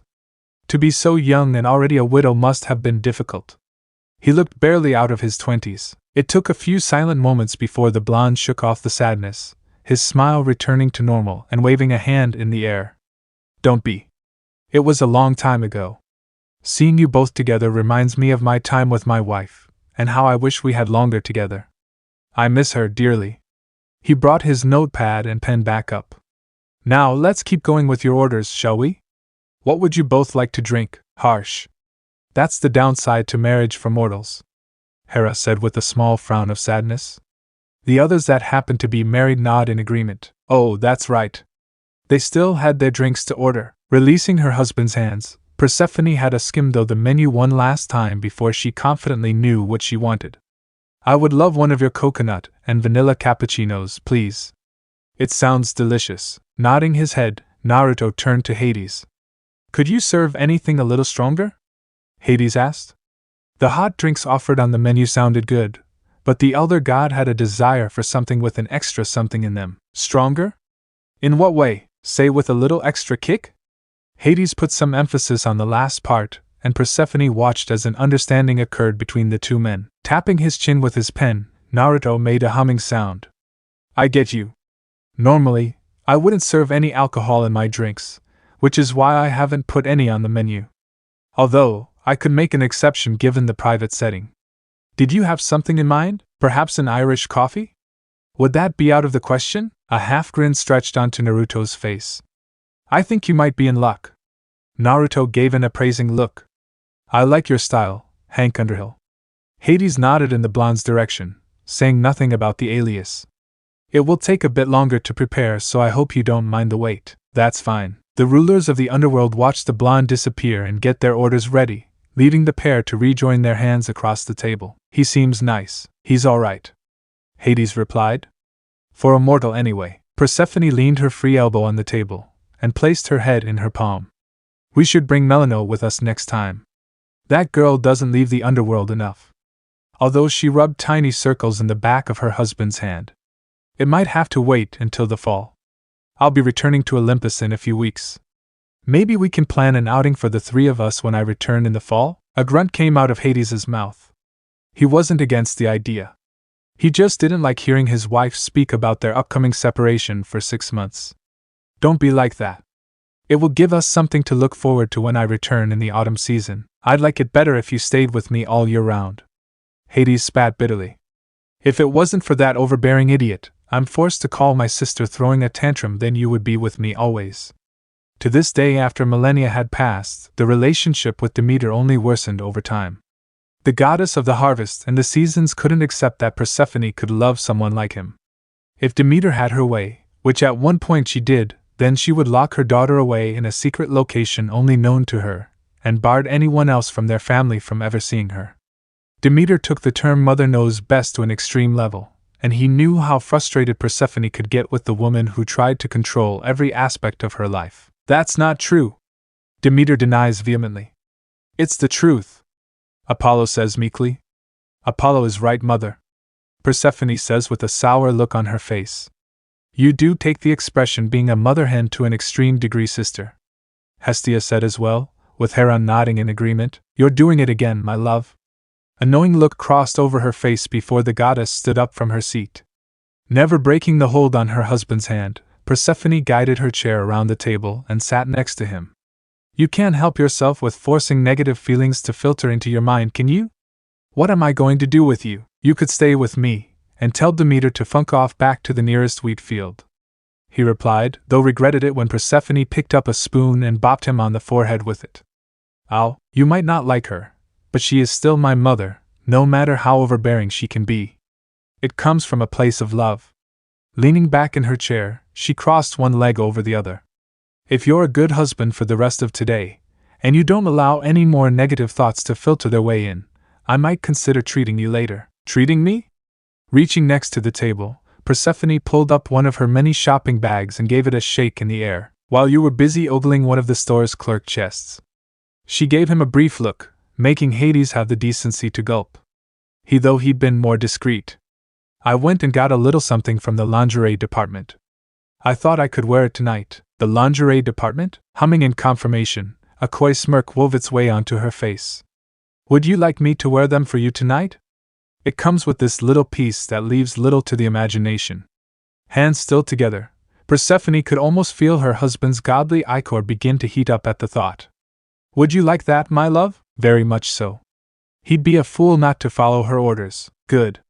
Then no more negative thoughts and you might get to see it later." "Very well, my queen." Small talk broke out before the pair, time passing quicker than either realized. Before long, Naruto returned to their table, smiling at the fact Persephone was sat beside her husband, and started by lowering their drinks onto the table. Both looked impressed with their drinks, noticing no spillage on the side of cups nor on the tiny plates they were settled on. The goddess of spring could smell the coconut radiating from her drink, and let out a hum of delight the second her drink touched her lips. It was delicious. The coconut and the vanilla could be tasted evenly, and neither overpowered the other. It was perfectly balanced. "Get a room, you two!" Melinoe and the demigods shout at the same time. The more immature gods join in with the universal sign for "gag me." "Oh, that's amazing." She sunk into her husband's side without noticing Hades was still staring down at his drink. It looked good, and the smell of his Irish coffee was heavenly on his sense of smell. Though he would admit the heart that the blonde owner had decorated on the foam of his drink put him off. "Don't think about it. Just enjoy it, and you'll be rewarded when you get home." He was getting his treat, bringing his drink up to his mouth. Hades found himself pleasantly surprised. It was good. No, it was better than good. It was incredible. It was so good that Hades checked whether any nectar had been added into the mix. It smelled like freshly baked cookies and tasted like dried fruits, orange peels and baking spices. It was light in body but packed a powerful punch. "What whiskey did you use?" "Sexton's single malt Irish whiskey," Naruto replied. "I keep a bottle in the office. Sometimes after I close up for the evening, I'll take a glass with me while I clean up. I'm not much of a drinker, but I like a whiskey from time to time." Hades nodded, and offered his wife a sip of his drink, and appeared pleased when her mouth made a tiny O shape after taking a swig. "It's good, huh?" "It's very good." The pair didn't wait long, and moments later, both were rendered awestruck as the plates of food were presented to them. Though for Hades, awestruck was his eyebrows lifting, and his jaw hanging open a minuscule amount. Still, to get the reaction from the god of the underworld was a praiseworthy feat. The moody god rarely showed emotion in front of mortals. Persephone, though, was much more vocal, and let it be known. "Praiseworthy indeed," Hades says with a twitch of the lips. "I wonder what my reaction is," Persephone says with a thoughtful look on her face. "Oh, my goodness!" She clapped her hands together, her taste buds salivating the longer she stared at the dishes. All three of their orders appeared baked to perfection and were beautifully decorated. "This is beyond what I imagined." "Thank you for saying so," Naruto replied. "I hope you enjoy your orders. If there will be anything else, let me know. I'll be stationed by the counter." The blonde gave a short bow out of courtesy and left the mesmerized couple alone to enjoy their meals. Pulling out a book from the counter, he crossed a leg over his knee and sat comfortably as the two immortals enjoyed their orders. "Thank you very much," Persephone whispered, her eyes never leaving the three plates. She didn't know where to start. All three looked so appealing, she was having a crisis just deciding where to begin. "They look so good, but I don't know if I want to spoil the way they look. They're beautiful to look at." Hades looked at his wife and recognized the excitement rushing through her. Her face was mesmerized, and he couldn't blame her. Their food looked like something Hestia, or his mother, would create. This mortal was full of surprises. Licking the edge of his lips, Hades picked up the nearest fork and took a piece from the grapefruit tart. He planned on going from left to right. He heard Persephone gasp as if his action was unwarranted before she was mimicking his actions. Hestia hums at the comparison while Hera pouts. The rest of the eldest six all licked their lips at the thought of either Hestia's or Rhea's cooking. On the count of 3, both brought their pieces up to their mouths, chewed for a couple of seconds, and promptly fell back into their chairs. Both their eyes glazed over in delight, their shoulders slumping in comfort, and their breathing synchronizing. Neither could have prepared for the onslaught of flavor that assaulted their taste buds. Holy gods above! This is the best thing I've ever tasted in my life, Persephone muttered. Nothing even comes close. I'm sorry, my love, but I think Hestia and your mother no longer hold the top spot anymore. She wasn't kidding. Gods and immortals were notoriously hard to please, in almost every way one could imagine. For a mortal to be talented enough to render herself in such a state with food was unfathomable. My love? Are you okay? Mother wouldn't like that, I think, Demeter says with an unsure look on her face. Hestia just has a pout for not being tied for number 1 anymore. The goddess of spring waited a few moments before she got a response, only it wasn't the response she imagined. Instead of words coming out of her husband's mouth, it was a long and drawn-out moan of pure delight erupting from husband's mouth. It was guttural, like the sound was coming from his very soul. Oh my! By the counter, Naruto didn't even look up from his book. He merely shook his head and continued to read. Persephone said nothing, nor did Hades react to the sight of his wife staring at him with surprise. Instead, he shocked Persephone by cutting a larger piece of the tart with his fork and chomping on the dessert as if it was about to disappear from his life forever. Though he remained silent after the second bite, the smile on his face grew wider and wider by the second. It was as if the tart was pumping pure happiness into the veins of the god of the underworld. Hey! No fair! Stick to your half! Persephone pushed her shock aside and wrestled her husband's fork away from the tart. She wanted another piece too. Don't make me poke you with the end of my fork, my love! It went on that way for the rest of their time spent at the Fox's Denver. Never had the smile on Hades's face reached as wide as it did that afternoon as he ate cake and joked with his wife.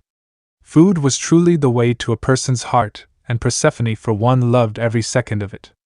Their afternoon that Valentine's Day became one of their happiest memories in recent memory, and served to cherish the love and bond husband and wife felt for each other. The blonde couldn't fathom the priceless service he'd provided for his 2 customers. Poke him anyways, Cora, Demeter says with a giddy smile. Mother, please, Persephone groaned, while Hades just scowled at his sister/mother-in-law. Once the pair of immortals finished devouring the tart, they moved on to the tea cake. Once that was finished, they moved on to the Neapolitan cake. If the moans of delight that came from both Persephone and Hades were any indication, then the day had been a success in Naruto's eyes and ears. For the next couple of hours, the pair continued to order the same special dishes over and over again, and the blonde hadn't minded at all.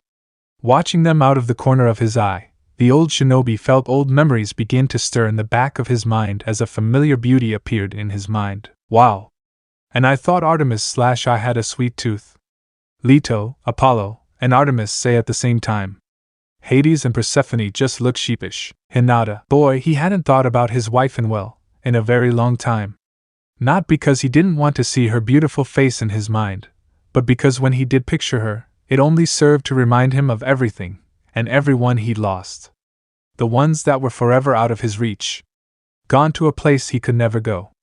Sometimes when he was drifting off to sleep, he imagined her arms wrapping around his body, her head resting on his chest and her legs resting against his knees.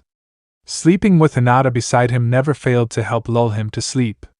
Whether it was her steady breathing or the sound of her heart beating against his ear. That's so sweet and yet so heartbreaking, Aphrodite says with tears in her eyes.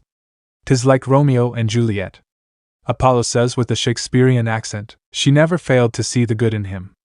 Even after becoming Hokage, and the stress and pressure of preserving the peace they all fought so hard to achieve began to pile higher and higher on his shoulders, she never failed to turn that weight as light as a feather the moment he stepped inside their family home.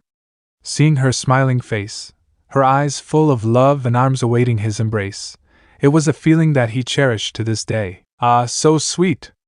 Aphrodite squeals, causing the others to hold their ears in pain.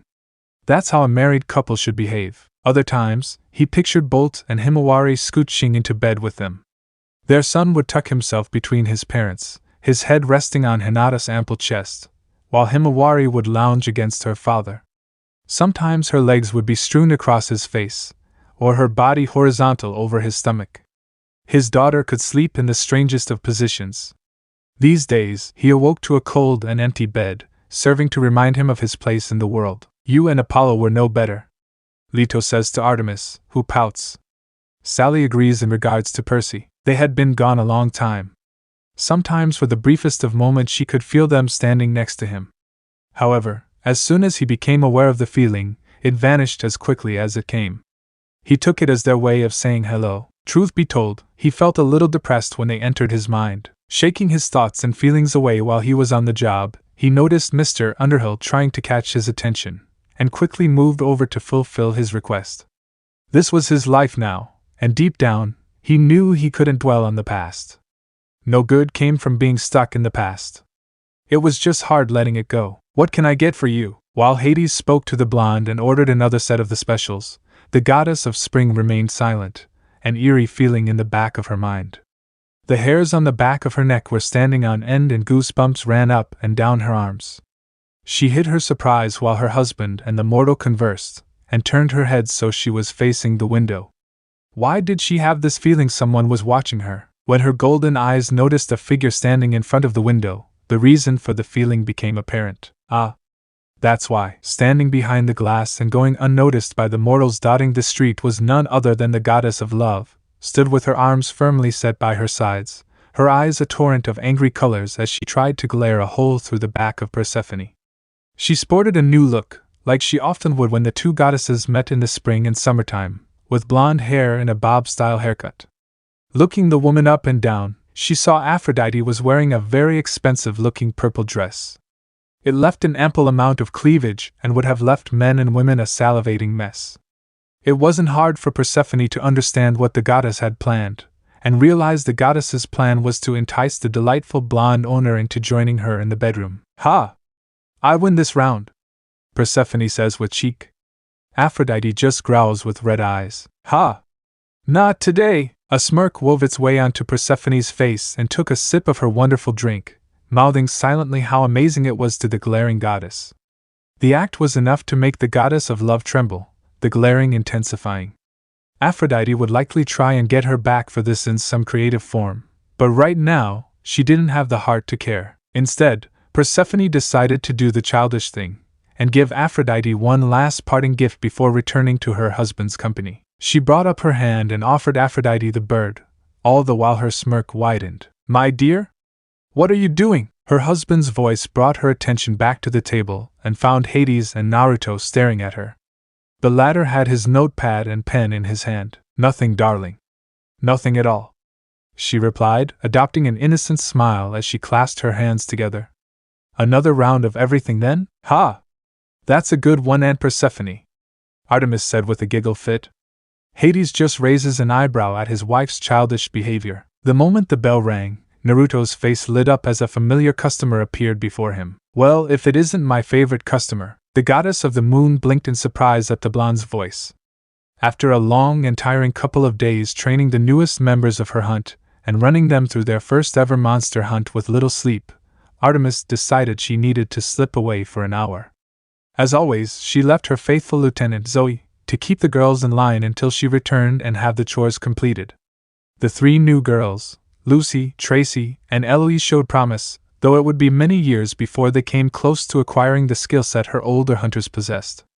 Hunters like Zoe, who had been part of the hunt for over 2,000 years, 2 millennia, and Phoebe, a daughter of Apollo who joined before even Zoe, were two of a handful of young women who grew into elite warriors after spending centuries at her side. Artemis smiles in nostalgia at that.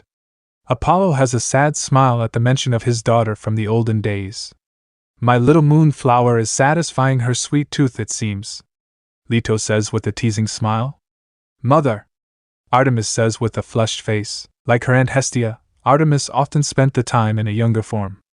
Most often it was in the form of a girl between the ages of 13 and 15, as many of her young companions tended to fluctuate between those ages. It was a method for her to bond with her hunters, particularly the younger ones who might find her adult form too intimidating and imposing.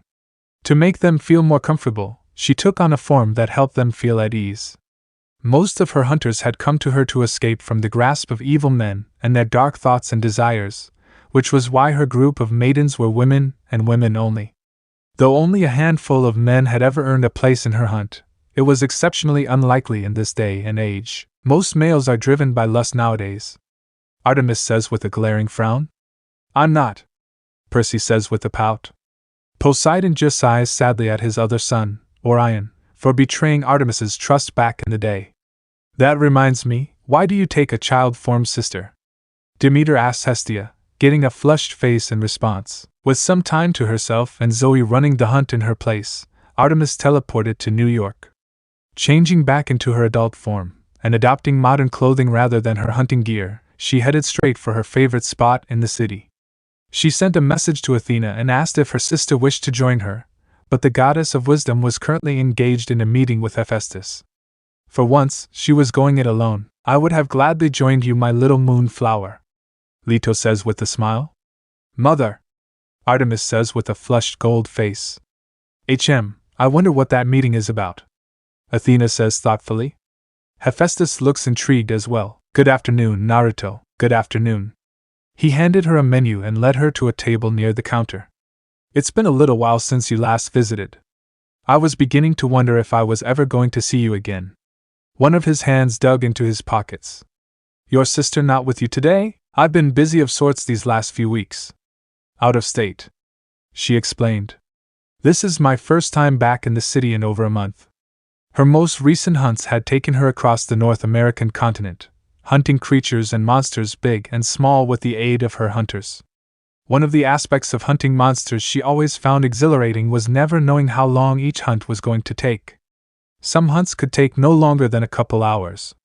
Once, a hunt back in the 1400s took no longer than 5 minutes when they discovered the monster they were requested to track and destroy was no more than 300 yards up the dirt path from them. However, other times she participated in hunts that took years to complete. Though time-consuming, the feeling of ending a hunt after such a long period was one of the most gratifying feelings a huntress like herself could have. And no, my sister was unavailable. Though I'm sure she will stop by a visit soon. That was the shortest hunt ever. No satisfaction whatsoever. Artemis pouts like a child at that. Leto just squeals and hugs her little moonflower at that. Quick sports aren't boring, Apollo says with a nod. The others nod in agreement. I see. Not to worry. I'll have to keep an eye out for her. He laughed. She always has the funniest reactions when she visits. Is it terrible of me to say it brightens my day when I catch her reactions from the corner of my eye? Artemis couldn't help but half grin at the statement. Truthfully, Athena's reactions during their visits tickled her funny bone as well. The first time with lemon curd still replayed over and over again in her mind, and while shocked the first time, now the Olympian found the scene hilarious.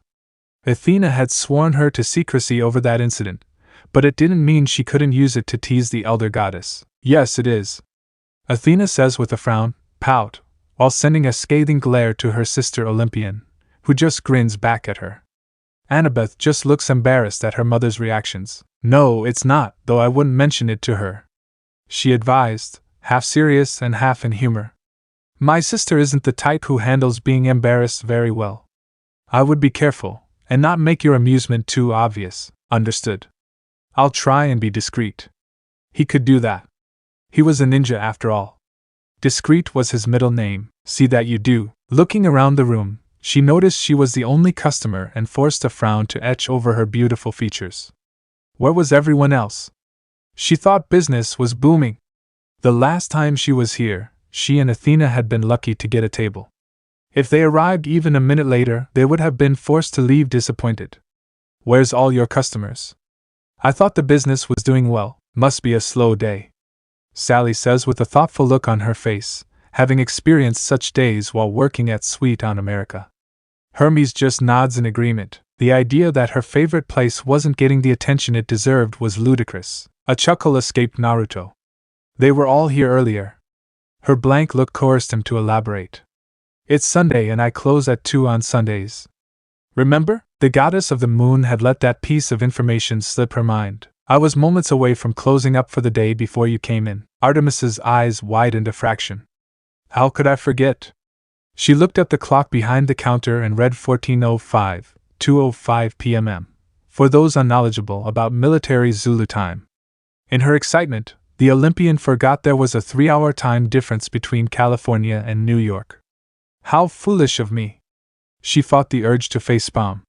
Her excitement had gotten the better of her, and the lack of sleep from the past couple of days was catching up with her. You do get tunnel vision when you get excited, my little moonflower, Leto says with a teasing smile. Mother, Artemis says in embarrassment. It happens more when I make any sweets, Leto. Hestia says with a giggle, getting a whine from Artemis. I'll go. My apologies, for she started to say, already on her feet when the blonde owner waved his hands in the air. Another chuckle escaped him. Don't worry about it. Sit down. Sit down, are you sure? Artemis hated being needlessly in the way, as rare of an occurrence as it was. Very. Now sit and make yourself comfortable, he replied, his voice laced with confidence. If any other male had spoken to her like that, then she would have turned him into a jackalope. However, since it was the blonde who she was developing more than a tolerance for, she would allow it. Though, he better not push his luck. She sat back down, her menu returning to her hands. Very well, but only because you insisted. Inwardly, she let out a sigh of relief. She'd been looking forward to this all day. Her sweet tooth was craving for a slice of anything she could get her hands on. The stuff she ate with the hunt was decent, but it never left her fully satisfied, especially her need for sugary baked goods. Her hunters were novices at best when it came to cooking, despite trying in the past to have Hestia give them a few pointers. Sadly, it's true. Sorry, Mother, but Aunt Hestia's food is the best, Artemis says with a watering mouth at the thought of Hestia's cooking. Leto just looks down in disappointment, getting a sympathetic pat on the back from Hestia. Smiling, he walked over to the door and switched the open sign to closed. He didn't want any more walk-ins. So, what can I get you? He asked. He didn't bother with his notepad and pen. He already had an idea what the auburn-haired woman was going to order. Vice versa, Artemis looked at him with a blank look, while raising one of her eyebrows. Surely, he wasn't serious? I'll take my usual, please. Salted caramel hot chocolate, of course. And the cake? Carrot, please. 2 slices. Artemis even held up 2 fingers. His smile grew wider at the cheek. All right. I'll be with you shortly. He turned and prepared to move away. However, the goddess watched him halt mid-step. A thought crossed his mind that Naruto had been meaning to ask should he encounter her again. Can I ask you something? Artemis raised another eyebrow. As long as it's nothing personal. She liked the mortal, but she hoped he knew his boundaries. There was still time to turn him into a 4-legged critter. For his sake, he better not ask her on a date as previous foolish men tried. It didn't end well for them. Well, that depends. Do you consider asking for your name personal, lil sis? Apollo asks with a cheeky grin. Artemis just swats at Apollo lightly while Leto giggles at her children's antics. Even Zeus has a small fond smile at his children's antics. The others, minus Sally, just rolled their eyes at the twins' antics. To her surprise, Naruto caught onto her thoughts and shook his head. It's nothing like that. Cross my heart. He motioned a cross shape over his chest. It's something I've been wondering and meaning to ask you since your first visit. When Artemis motioned for him to continue, he asked his question. What's your name? See? He just wanted to know your name, lil sis. Apollo says, still with a cheeky grin. Athena looks embarrassed for not giving her name from the first chapter when she and Artemis first visited. Artemis blinked in surprise. That wasn't the question she was expecting. My name? The blonde nodded. Yeah, your name. I've wanted to ask since you almost cleaned me out of carrot cake on your first visit. You and your sister have become regular faces around here, but I still don't know your name. I'd like to rectify that if you let me. His smile returned, and he gave a light shrug. You don't have to, but I wouldn't mind knowing the name of my favorite customer. Ah, you're his favorite customer. I'm so jealous, Aphrodite says with a pout. Artemis just has a smug grin towards her rival. The goddess hummed in thought. She sensed no ill will in his voice, and his posture was calm and relaxed. If he was up to something, he hid it well. Though some men were known to have the uncanny ability to hide their true selves behind a mask or facade of a false persona. However, the moon goddess liked to think she was a good judge of character, and thus far the blonde owner had yet to give her a reason to think he was up to no good. He didn't strike her as the type who would possess evil thoughts of that nature. So far, he had proven himself to be a decent man, whose primary concern was keeping his business running and showing kindness and good food to his customers. One thing you should know about Naruto Uzumaki. He never has any perverted thoughts, even with his own wife. Scheffinator says, reminding the group that he is there. Artemis just smiles at the thought of a decent male, who didn't think with their lower head. Leaning back in her chair, she gave a small nod. I don't see any harm in it. My name is Artemis. Naruto's smile widened and let out a hum. Artemis? He repeated the name a couple of times. He liked the way it rolled off the tongue. That's a beautiful name. You're named after a goddess, you know. Artemis fought the urge to smirk. Instead, she wore a little smile that few male mortals got to see. I know. Since my family is Greek, they felt it was appropriate for me to have a Greek name. What could be better than being named after a goddess? Not much, I guess. He chuckled. Indeed. Do you know much about Greek mythology? It's not a subject people study much these days. It's a rare following. The blonde owner nodded. His hands rested on the chair in front of him. It just so happens I do. I learned a lot during my time in Greece, as I mentioned the day we met. It wasn't just the language and the food I studied but the whole mythos that surrounded ancient Greece. I visited a lot of the old sites like you would do in a country with such a rich history. He thought back to the days he traveled around, and thought back to one of his many visits to the old country. I visited the Acropolis in Athens, the ancient Delphi, Meteora, Epidaurus, and ancient Olympia. Those are just a couple of places I had the pleasure of visiting. I can only imagine what they were like back in their day. I miss the old days. Most of the gods says with melancholy in their voices. Only the gods of progress harumph at the mention of the old days. The demigods shudder at the idea of living in a time with no technology. Yes, I can imagine. The goddess replied, playing along. He ran a hand through his hair. You know, I went to what's left of the old temple of Artemis in Turkey a long time ago. He revealed, making Artemis look at him in interest. I'm not sure what I expected to find, but I couldn't help feeling disappointed when I saw all that was left was foundation and fragments.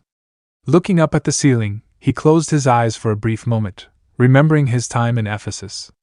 I bet it was a thing of beauty back in the day. It certainly was. Artemis has a fond smile at remembering her temple. I thought I was the god of the arts, lil sis.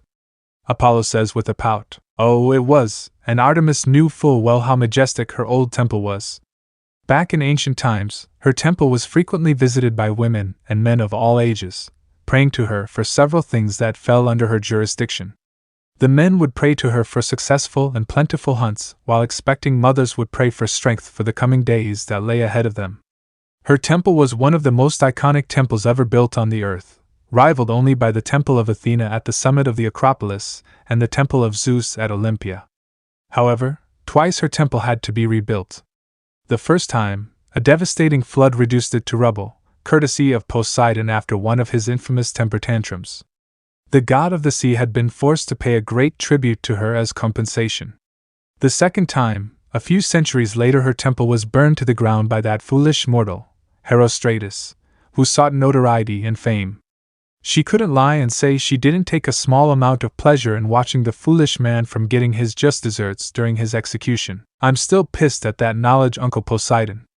Artemis says with the evil eye towards her sea-ruling uncle, who just flinches while looking ashamed of how he acted back then. Artemis had the biggest evil smile while remembering the execution of the foolish mortal who burned her temple to the ground, while her male relatives shiver in fear at said smile. Although a modern model was built years later in Istanbul, she had only visited the site once. It didn't possess the same value as the old versions, and a rare handful of people prayed to her these days. While lost in her thoughts, the blonde disappeared behind the counter and got her order underway. You don't mind if I get things cleaned up after I finish your order, do you? She shook her head. Not at all. Fortunately for her, she didn't have to wait long before Artemis found herself sinking into the chair as the taste of her hot chocolate covered her lips. Releasing a small hum of delight, she moved on to her cake, and like always, felt her sweet tooth getting utterly satisfied as her immortal taste buds were showered with sugary bliss. How the mortal man did it, she didn't know, but she wished that she did.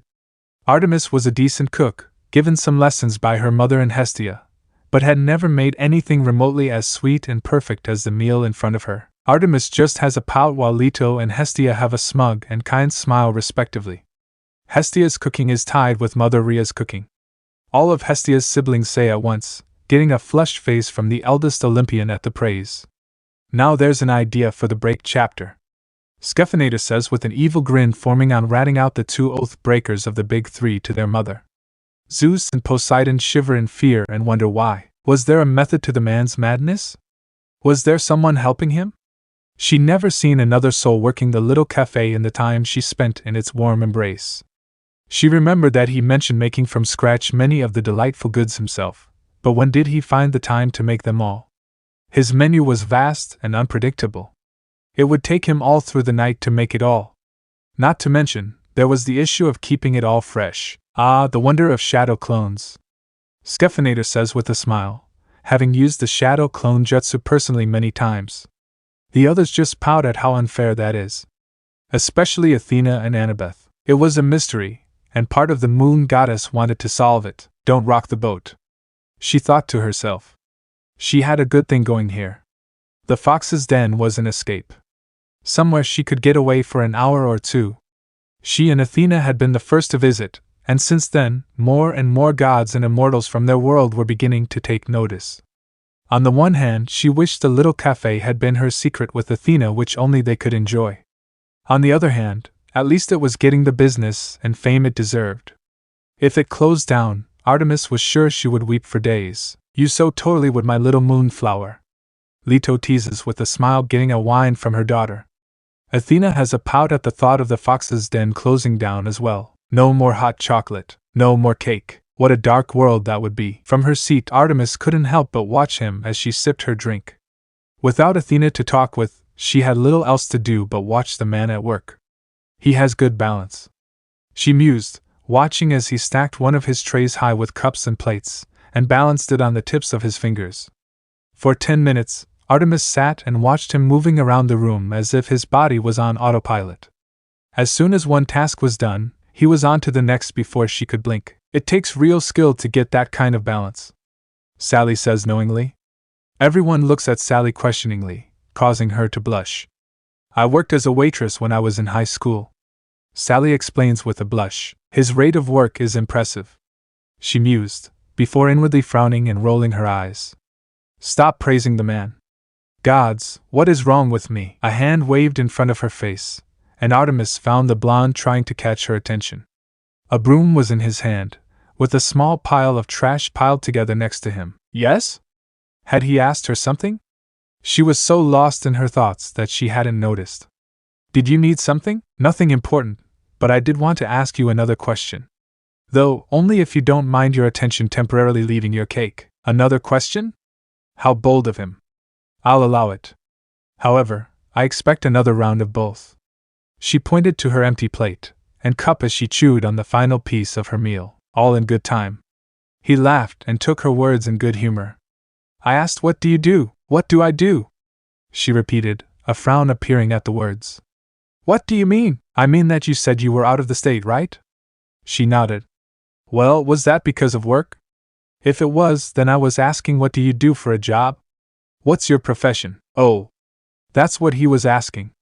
Her mouth began to move, yet before any words could come out, her mind stepped in. What was she going to say? It wasn't like she was going to spill the beans to him and tell him all the glorious details. There's a goddess in front of you, who just so happens to be the actual Artemis we were talking about earlier. Crazy, right? Yeah, no. It was rare for her to inform mortals, especially male mortals, of her true identity. As much as the blonde had grown on her, he still didn't need to know the nitty-gritty details. The only mortals she told were the girls who joined her hunt, demigods she happened to come across, and the few mortals that were clear-sighted and could see through the mist that wrapped around their world. The blonde was neither a woman nor was he a demigod, and Artemis was close to positive that he couldn't see through the mist. Therefore, her identity would remain a secret from him. Ugh! I hate when mortals are able to see through my mist. Hecate says with a groan of frustration, getting Sally to flinch and the gods to look away while whistling innocently. What about demigods? Annabeth asks innocently. They're half gods, so they're an exception. Loath as I am to admit.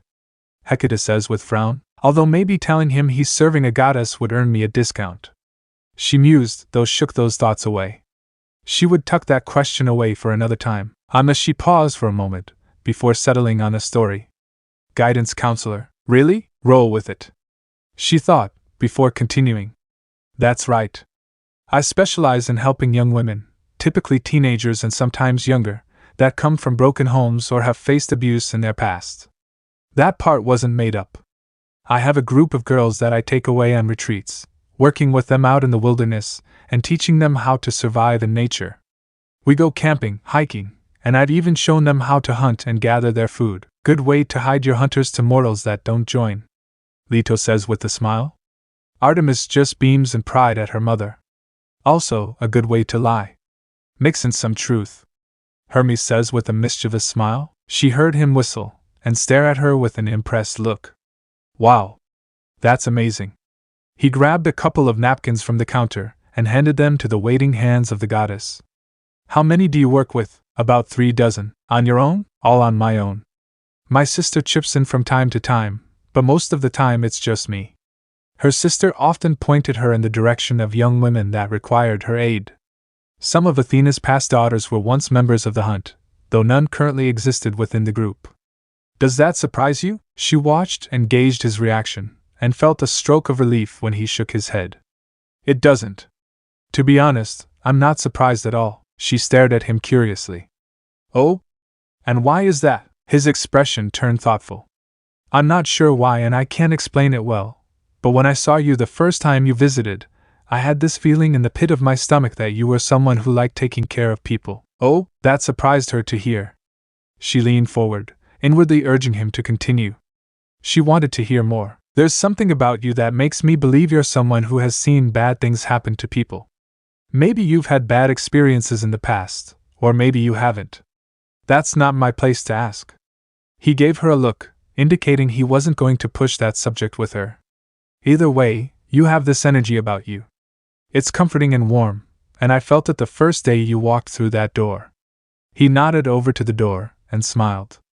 I think you're someone who wants to shield people, in this case, young girls, and gives them something to strive for.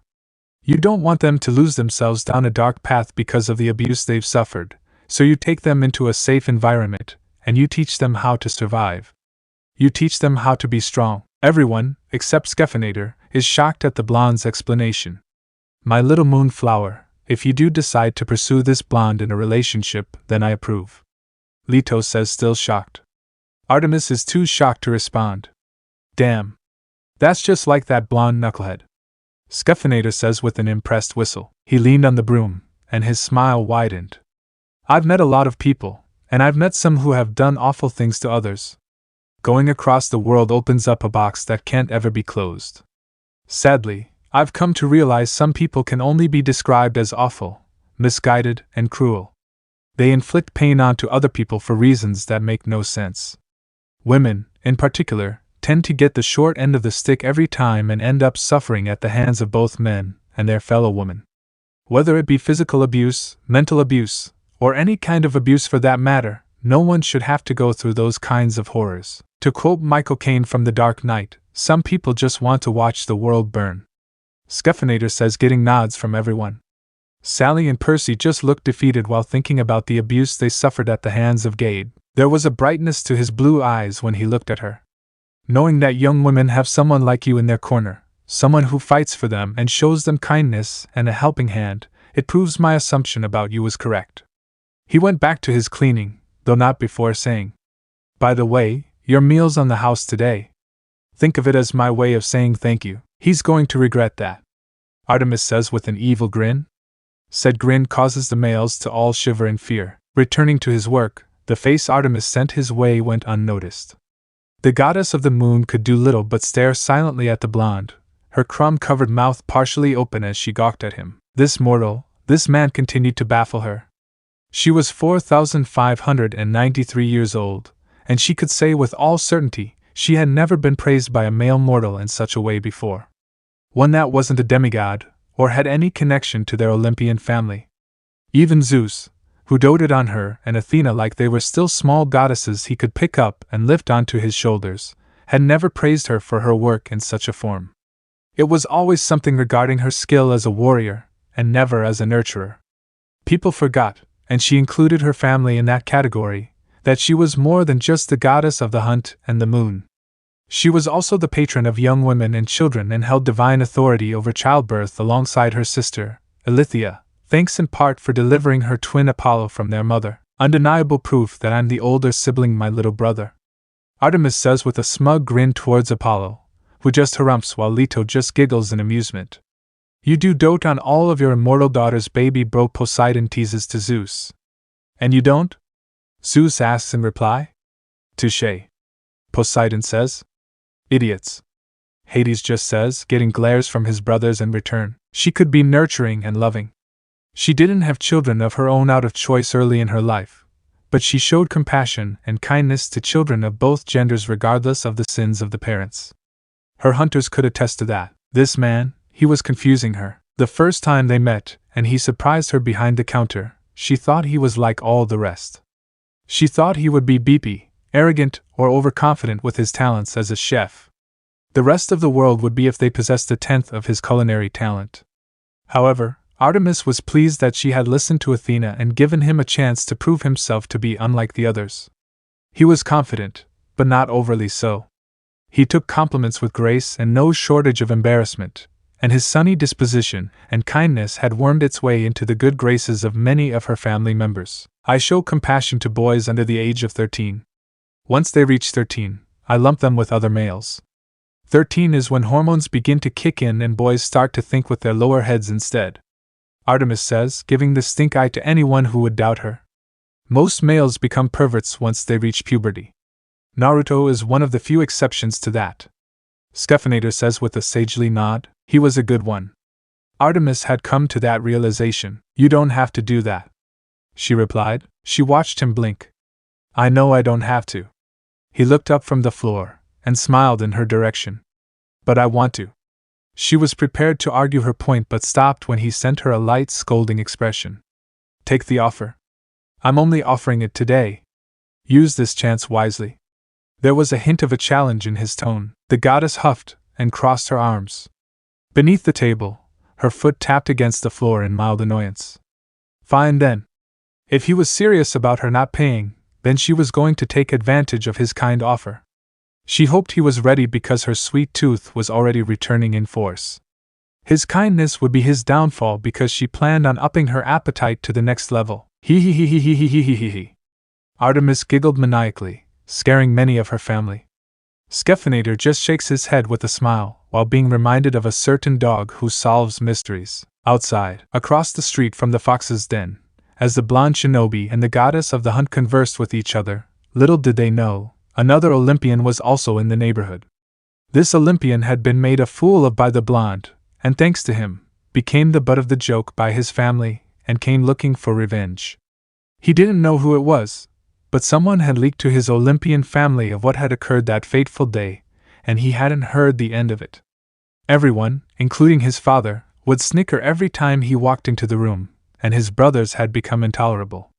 Apollo and Ares were on his case every free moment he had, and it was making his ichor boil. Revenge! Hermes shouts in glee.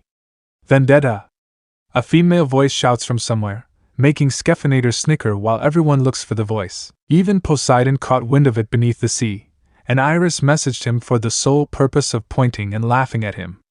He couldn't stand it. He was sure it wasn't Hestia. His lovable aunt would never betray him in such a form. Maybe it was the nymphs, but he doubted any were brave enough. Satyrs? No, not the satyrs. They would never betray him. No, he bet it was that damn Terminus. That stupid border god loved to make his life miserable. Oh, when he was finished with the blonde, Terminus was next. That was for damn sure. I got you now, you conniving S. Oh, B, Hermes whispered, his blue eyes narrowing at his foe. Wrapped in the mist, he remained hidden and out of sight from his foe. Next to him, the dark-haired god patted his secret weapon that would even out the scales and delivers to him his sweet retribution. Like he promised to his aunt, he wasn't going to kill the mortal. However, that didn't mean he couldn't hurt the mortal. It wouldn't be too severe, but it would be funny. I would do that, Poseidon says with a chuckle. Hestia just has a sweet smile while inwardly laughing at the prank she pulled on Hermes. The demigods just look confused at who Terminus is. Before any of the demigods could voice their confusion, Scheffinator just whispers something to them about waiting until after the chapter to grill their immortal parents. What was his weapon of choice? He could have gone with a couple of choices, however. His genius mind had settled on a Hephaestus-grade mashed potato cannon. It had taken some bribing since his elder brother didn't do anything for free, and a great amount of patience, but he finally convinced the god of the forge to go through with his request. Modeled after one of the old 24-pounder long guns used by the world's navies between the 17th and 19th centuries, the only difference between his one and the old models was that his shot out mashed potato at a frightening speed and was capable of shooting through a tree. He tested it once the other day, and it was safe to say, Ares had not been too happy at being his test dummy. I still owe you for that half-pint, Ares shouted with rage. Hup hup hup hup hup hup. Hermes calls out like Swaberg while running away with Ares hot on his heels. The god of war had been exiting his temple when he was hit by a condensed shot of mashed potato, and was sent sprawling through his home yelling and cursing. He hadn't realized Aphrodite had been visiting, and the lump he called his brother had landed on top of her, covering her in mashed potato and ruining her dress. The goddess of love had given him an earful later on, but it was worth it. What? Hermes! Aphrodite screeches before joining in on the chase for the god of messages.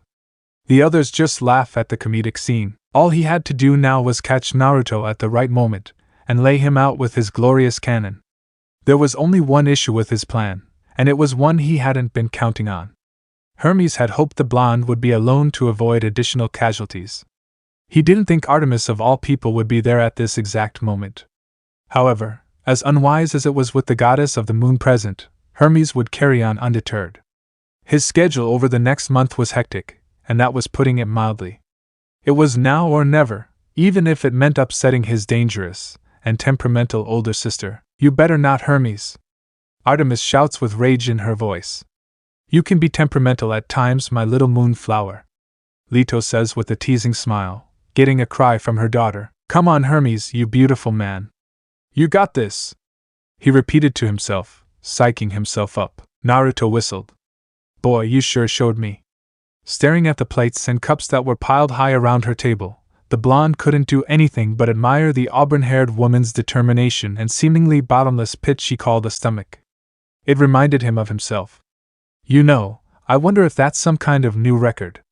Maybe I should have your face framed and put on display on the back wall for all to see. Ha ha ha. Artemis just giggled in maniacal glee, scaring the males again. That's certainly a record right there, my little moonflower, Leto says while shaking her head, getting another cry from her daughter. Wiping her face with the napkins provided, the happy expression plastered on her face bordered on smugness. She wasn't sure how long it had been since she'd self-indulged to such a degree, but it was hard to care about such thoughts when she felt so pleasantly full.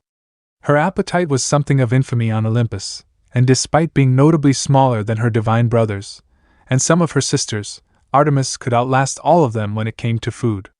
Most of the time she could restrain herself, but being told everything was on the house for one day only, restraint had gone out of the window. You should really be called the goddess of gluttony, lil sis, Apollo teases, only crying out when Artemis took a swing for his face. He dodged said swing but was unable to dodge the kick to the groin. The other males all wince in sympathy while holding their own groins. How gluttony wasn't one of her domains still mystified her. I'd ask where it all goes, but I know questions like that could get me in trouble with women, Artemis snorted. Smart man. It's nice to see a man with a brain for once. Naruto bowed in response. I suppose I should leave you be, and let you go home. I've been here an hour longer than I intended. She needed to get back to her hunters. Zoe, in particular, would be wondering where she had gotten to. Thank you for your time and patience, and thank you for staying open longer for me. The gesture Ice appreciated. Hopefully, I'll be able to come back sooner. She stood up from the table and dusted off the crumbs from her shirt. Not many males, mortal or immortal, are that smart when it comes to females, Hera says with a frown. The other females all nod in agreement, getting grumbles from the males. I look forward to it, Naruto replied, looking at the high pile of plates and cups. He was never more thankful for his dishwasher than he was right now. Despite being kept longer at the fox's den than he'd hoped, he found himself enjoying the small talk that began between himself and Artemis. They went back and forth on whatever crossed their minds, and he found himself enjoying her company. It was nice talking to someone who wasn't one of his clones. Clones? Athena and Annabeth asked at the same time.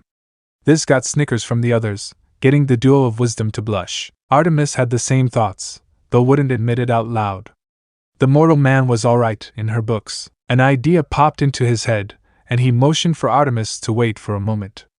Watching him disappear, Artemis stood by the counter, watching the door that led to the kitchen and listening to the movements and mutterings of the blonde. What in the world is he doing? She wondered. When a minute passed, she was about to head towards the door when Naruto came waltzing out, pushing the door open with his left leg and carrying 2 large white paper boxes in his arms. What's this? Just something from me to you, he replied. You said you see your group regularly? Next time you see them, treat them to what's in the boxes. He smiled and lifted one of the lids, revealing the inside of the box. The inside was littered with goodies that would have made Artemis salivate with greed. Dozens of cookies were piled high on each other, with gooey chocolate on the inside. The smell made Artemis close her eyes, taking in the scent. Maybe she could make some room in her stomach after all. The other one has lemon squares. There should be enough for everyone to have a couple each. How sweet. Giving the hunters cookies and lemon squares, Hestia says with a smile, while Artemis is salivating. Perhaps I should see if I could safely break my oath to remain a virgin and track down this man in our dimension.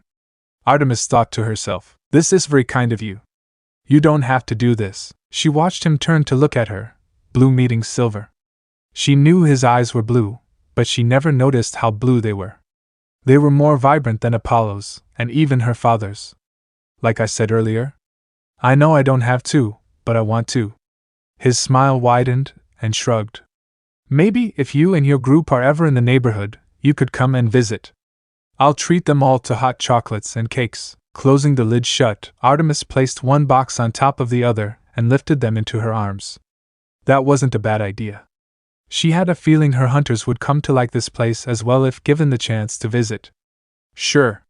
That would be nice. His face brightened. Then, until next time, she replied, and started moving.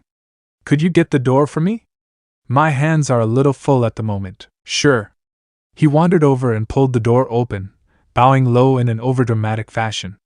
The action was enough to make her snort, though in amusement than annoyance. Thank you? Taking one last look at the blonde, her face frowned when she looked down at his shoes, pointing out. Your shoelaces are untied. Huh! Blinking, he looked down and saw she was right. So they are. Thanks. Crouching down to tie his laces, Naruto was none the wiser when out of nowhere, a loud bang erupted in the air and he felt something whiz past the top of his head at tremendous speeds, grazing the tips of his hair. He almost jumped up in surprise and felt something splash against his cheek as a thud followed after. He spun around, noticing none of the people out in the street appeared bothered by the loud noise, and searched the pavement for anything that could have resulted in such a loud noise. Damn it! I missed!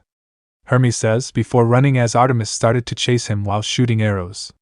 Get back here and take your punishment like a man, Hermes! Artemis shouted after her fleeing brother. Never! Hermes shouted back while still running. What the hell was that? He thought. For a moment, he thought he saw movement in the alleyway opposite the Fox's den. He could sense something across the street, but whatever it was masking its presence and trying to keep itself hidden.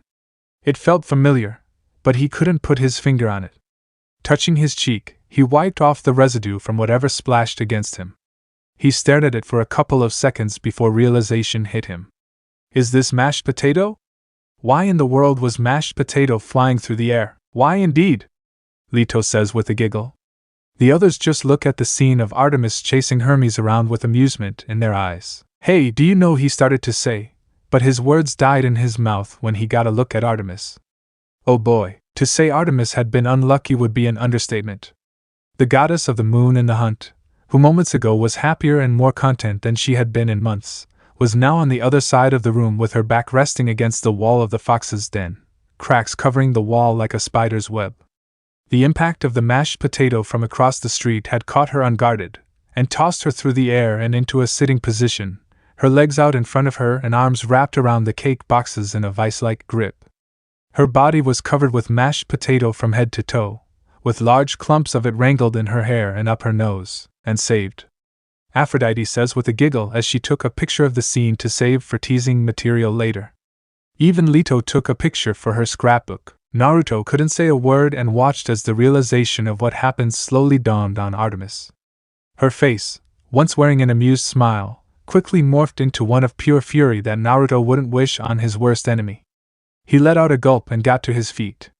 Reaching behind the counter, he pulled out a towel and wordlessly handed it to Artemis, who took the towel and wiped the vegetable residue off her face. Well, wasn't that sweet of him? Hestia says with a giggle. Leto nods in agreement with a giggle of her own. Her silver eyes zeroed in on the alleyway, like a lion who found its prey and got to her feet. She turned her attention to the gobsmacked Naruto and handed back the towel, which he gingerly accepted. Thank you? If you would excuse me. It appears I need to make a trip home, and she trailed off mid-sentence, her rage consuming her body. The blonde could do little more than nod his head as the auburn-haired goddess left the fox's den, cold fury taking over her entire person. He idly noticed her make a motion to her neck, dragging a finger across the jugular before disappearing from view. The universal sign for someone is going to die. Classic. Ares says with a guffaw. Hera just shakes her head wondering where she went wrong with her son. Turning around and now on his own, Naruto sighed when he noticed it wasn't just Artemis that was covered in mashed potato, but now potato was strewn across the inside of the den on every side. I just want to go home, he muttered before beginning his cleanup again. Run, Hermes! Run as you've never run before. Hermes muttered to himself, running across Olympus and leaving a trail behind him as fear encased his entire being. That damn blonde! Why did he have to duck at that exact moment? Running across his ancestral home, the god of messengers thought about his options. The mortal realm was out of the question. Artemis would find him in a heartbeat. His temple was out of the question, and the unsaid rule about gods not barging into others' temples would go widely unnoticed in this situation. He doubted his sister cared for that rule with all that rage coursing through her. Hephaestus was recording the chase between Hermes and Artemis. Dionysus was chuckling with madness in his eyes. Leto isn't willing to help the speedster at the moment, and neither is the rest of his divine family either. He ran through his options. Apollo isn't here, nor is Ares. Dionysus is at Camp Half-Blood and Hephaestus has locked himself in his forge again. His brothers wouldn't be of any use. Apollo, in particular, had a weak spot for his twin, and would likely give him up rather than help him. And Hestia, Demeter, and Hera are visiting grandmother, so who knows where they might be. Their grandmother came and went from Olympus when she pleased and became increasingly difficult to track. Her residence, a pottery studio she started a decade ago, had a habit of shifting and alternating its location. Mother Rhea sure doesn't like to stay in one place for too long, Hestia says with a giggle. Her brothers and sisters all nod in agreement. There was Athena to turn to, but Hermes shook that out of his thoughts. Athena and Artemis were close, and his elder sister would likely conspire with Artemis to have him tortured if given the chance. She still hadn't forgiven him for painting one side of her temple pink while she was visiting the mortal world. Gulping, his choices were running low. Poseidon and Hades would turn him away, the latter in particular. Though he could travel beneath the sea and the underworld, he wasn't supposed to abuse that privilege given to him by his uncles. Angering the gods of the sea and the underworld was not on his to-do list. One man-hating goddess was enough. I certainly would conspire with Artemis to torture Hermes, Athena says with a sadistic smile on her face, scaring her male relatives and her daughter. Hermes, upon hearing this, just whimpers in fear. Biting the bullet, Hermes changed course and made a beeline for the grand temple made of white marble that stood closest to the throne room of the gods. Hopefully, his old man wouldn't be bothered too much by the sudden intrusion. Hermes, his face going pale, Hermes bolted towards his father's temple, his sister's voice ringing throughout Olympus. Her godly energy fluctuated in bursts, and was likely sensed by all currently residing on Olympus. It was potent enough that Hermes could practically feel her rage. "Oh man. She is so pissed," he muttered, narrowly avoiding colliding with a pair of nymphs, and shouting an apology as he ran past them. "You are on your own, Hermes," Zeus says with crossed arms, getting a betrayed look from his speedster son. Persephone just looks at Scheffinator to see if he would do anything to get Artemis to stop chasing Hermes, only to see their host bopping his head to the song "Everything is Awesome." In mere seconds, Hermes found himself pushing open the enormous golden doors of his father's temple and ran inside, slamming it shut behind him. The inside of Zeus's temple was exactly how one would imagine it to be. It was large and spacious, and everything was made of marble. Personally, Hermes preferred hardwood flooring and found marble floor much too slippery for his liking, but he wasn't about to doubt his father's taste in decoration. A grand staircase led up to the second floor, where the master suite resided, along with a long hallway that contained many of his father's trophies and statues depicting his greatest triumphs. If that wasn't enough, a large statue of Zeus stood in the center of the temple, reaching the height of the roof, and seen by all on every floor. "Ego much, baby brother?" Hestia asks in a teasing tone, getting shocked looks from her siblings. Hecate and Aphrodite just laugh at the joke. Even Leto is giggling. The demigods and one mortal just look dumbfounded. Catching his breath, the sound of a TV reached his ears and Hermes noticed a faint glow coming from one of the back rooms. It looked like it was coming from his father's theater room. His father was a massive movie buff and had a thing for romantic comedies, not that many knew of course, probably looking for the next Hollywood starlet to seduce, Hermes thought, before making a beeline for the room. His father loved celebrities almost as much as Aphrodite. As he expected when he appeared in the doorway, he spotted his father sitting in a comfortable black leather recliner with gold stitching.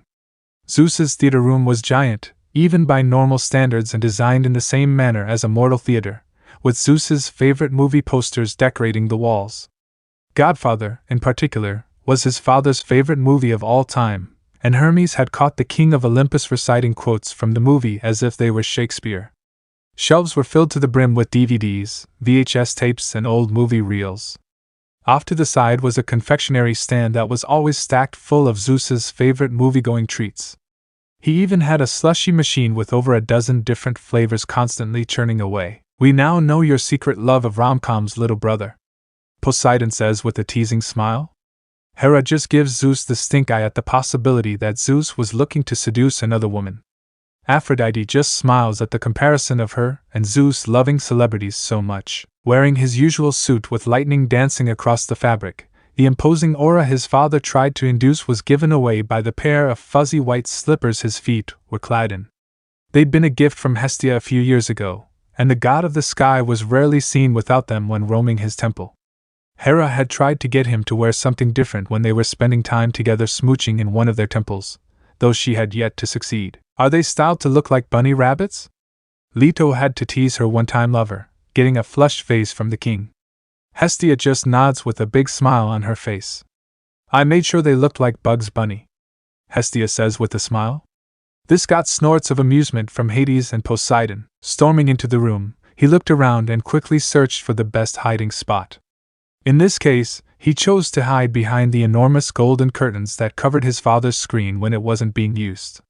It was big enough for a human body to hide without notice. The god of the sky and king of the gods blinked in surprise, a handful of buttery popcorn in his hands and flecked across his beard. Gathering his bearings, his face turned into a scowl, and a thrum of his immense power washed over the room, followed by the smell of the ozone. "Hermes! What do you think you're doing?"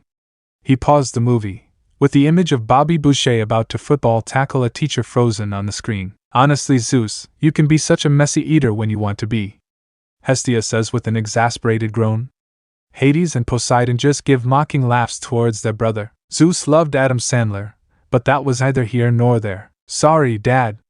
The younger god slipped behind the curtain, and Zeus felt his son's godly energy vanish. "I'll make it up to you, I swear. Just don't let Artemis find me." A grunt escaped Zeus's body.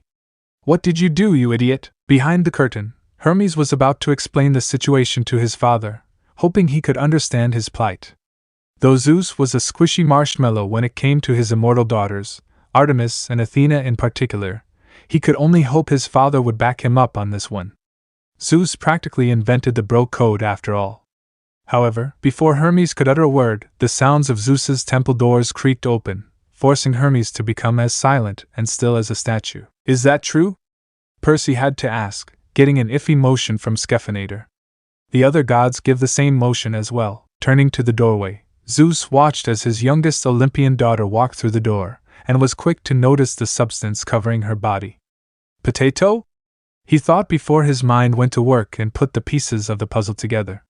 He snorted and rolled his eyes, all the while shaking his head. His sons seemed to forget how formidable their Olympian sisters could be. This is true, Zeus says with a nod, getting grumbles from 3 out of his 5 Olympian sons. Hephaestus and Dionysus either don't care or have other things to grumble about. Walking into the room with her hands clenched into fists, the goddess of the moon flitted across the room as silent as a deer, her eyes working 1,000 miles an hour as she searched every nook and cranny within Zeus's theater room. Father, she greeted, leaning over and placing a delicate kiss on her father's cheek. Her eyes never left the movie screen, and Zeus watched as her eyes searched the curtain on the left side, before settling on the one on the right. I always get my prey, Hermes, Artemis shouts while still chasing Hermes. Hermes just whimpers while mentally calling for his mommy. Her eyes narrowed, and Zeus watched in mild amusement as his son's hiding spot was compromised. Artemis stepped forward with an expression that promised a great deal of pain when Zeus called out to her, "Moonflower." She turned and stared at the king of the gods. If it was anyone else calling her that name, Artemis would have wrapped her bow around their head. It was a pet name she earned when she first visited Olympus. Only her father and her mother, Leto, were allowed to call her that. Even Apollo would find his head buried in the earth if the name found its way escaping from his lips. I still have the bruises from those times I accidentally called her that when I was talking about actual flowers that bloom in the moonlight, Apollo says with a wince. Leto just gives her little sunshine a sympathetic pat on the back while giggling. Yes, Papa? Zeus had half a mind to chuckle when he heard the name. She only called him that when she wanted something, or when she needed to get away with something. Take it outside. Angry as she might be, he had no desire to watch his temple get turned inside out by his 2 children. Fine. Her words came out as a grumble, but the attitude disappeared the moment her eyes returned to the curtains. Before Zeus could blink, he watched as Artemis bolted forward and dived behind the curtain. Silence reigned for no longer than a second before the wails of his son rang through his temple, forcing the king to shake his head as Artemis dragged Hermes out from behind the curtain, his head locked in her arms in an uncomfortable-looking headlock. His son tried to fight out of it, his arms swinging wildly in the air, but Artemis avoided every swing. Most of the males all wince at the sight. The females, on the other hand, are cheering Artemis on. The god of messengers tried to look up at his sister. It was an accident. I swear! It was meant to get the barista. His words had the opposite effect he was hoping for. Artemis didn't say anything, and instead tightened the hold she had around his head. If he wasn't a god, then Hermes's head would have popped off like a champagne cork. Dad! Get me out of this! Hermes chalked out before his sister's free fist came crashing down on the top of his head. A look of sadistic delight washed over her face, pulling the flailing Hermes out of Zeus's theater room and out of the temple. You brought this on yourself, Hermes, Zeus grumbled, before unfreezing the movie. He knew his daughter's temper was almost as bad as his, though hopefully, she could restrain herself from taking it too far. Chin up, not the face. Please, not tha squelch followed bu a cry of agony, making Zeus wince as the door to his temple slammed shut. Shaking his head, he ignored the commotion happening outside, and leaned back in his recliner, digging back into his buttery popcorn. A bark of laughter soon escaped his mouth. Ha! This movie kills me every time. All right, Artemis. That's enough. Chapter's over so you can stop chasing Hermes. Scheffinator called out to the 2 immortals, getting a disappointed whine from the goddess and a sigh of relief from the god. You can torture him next chapter during the break, Scheffinator says with a sadistic smile on his face, getting a gleeful look from Artemis and a gulp of fear from Hermes. So this part ends here. Alright, that's it for today's video, guys. Let me know in the comment section how was the story, And also don't forget to like, share, and subscribe. I will meet you in another video. Bye bye.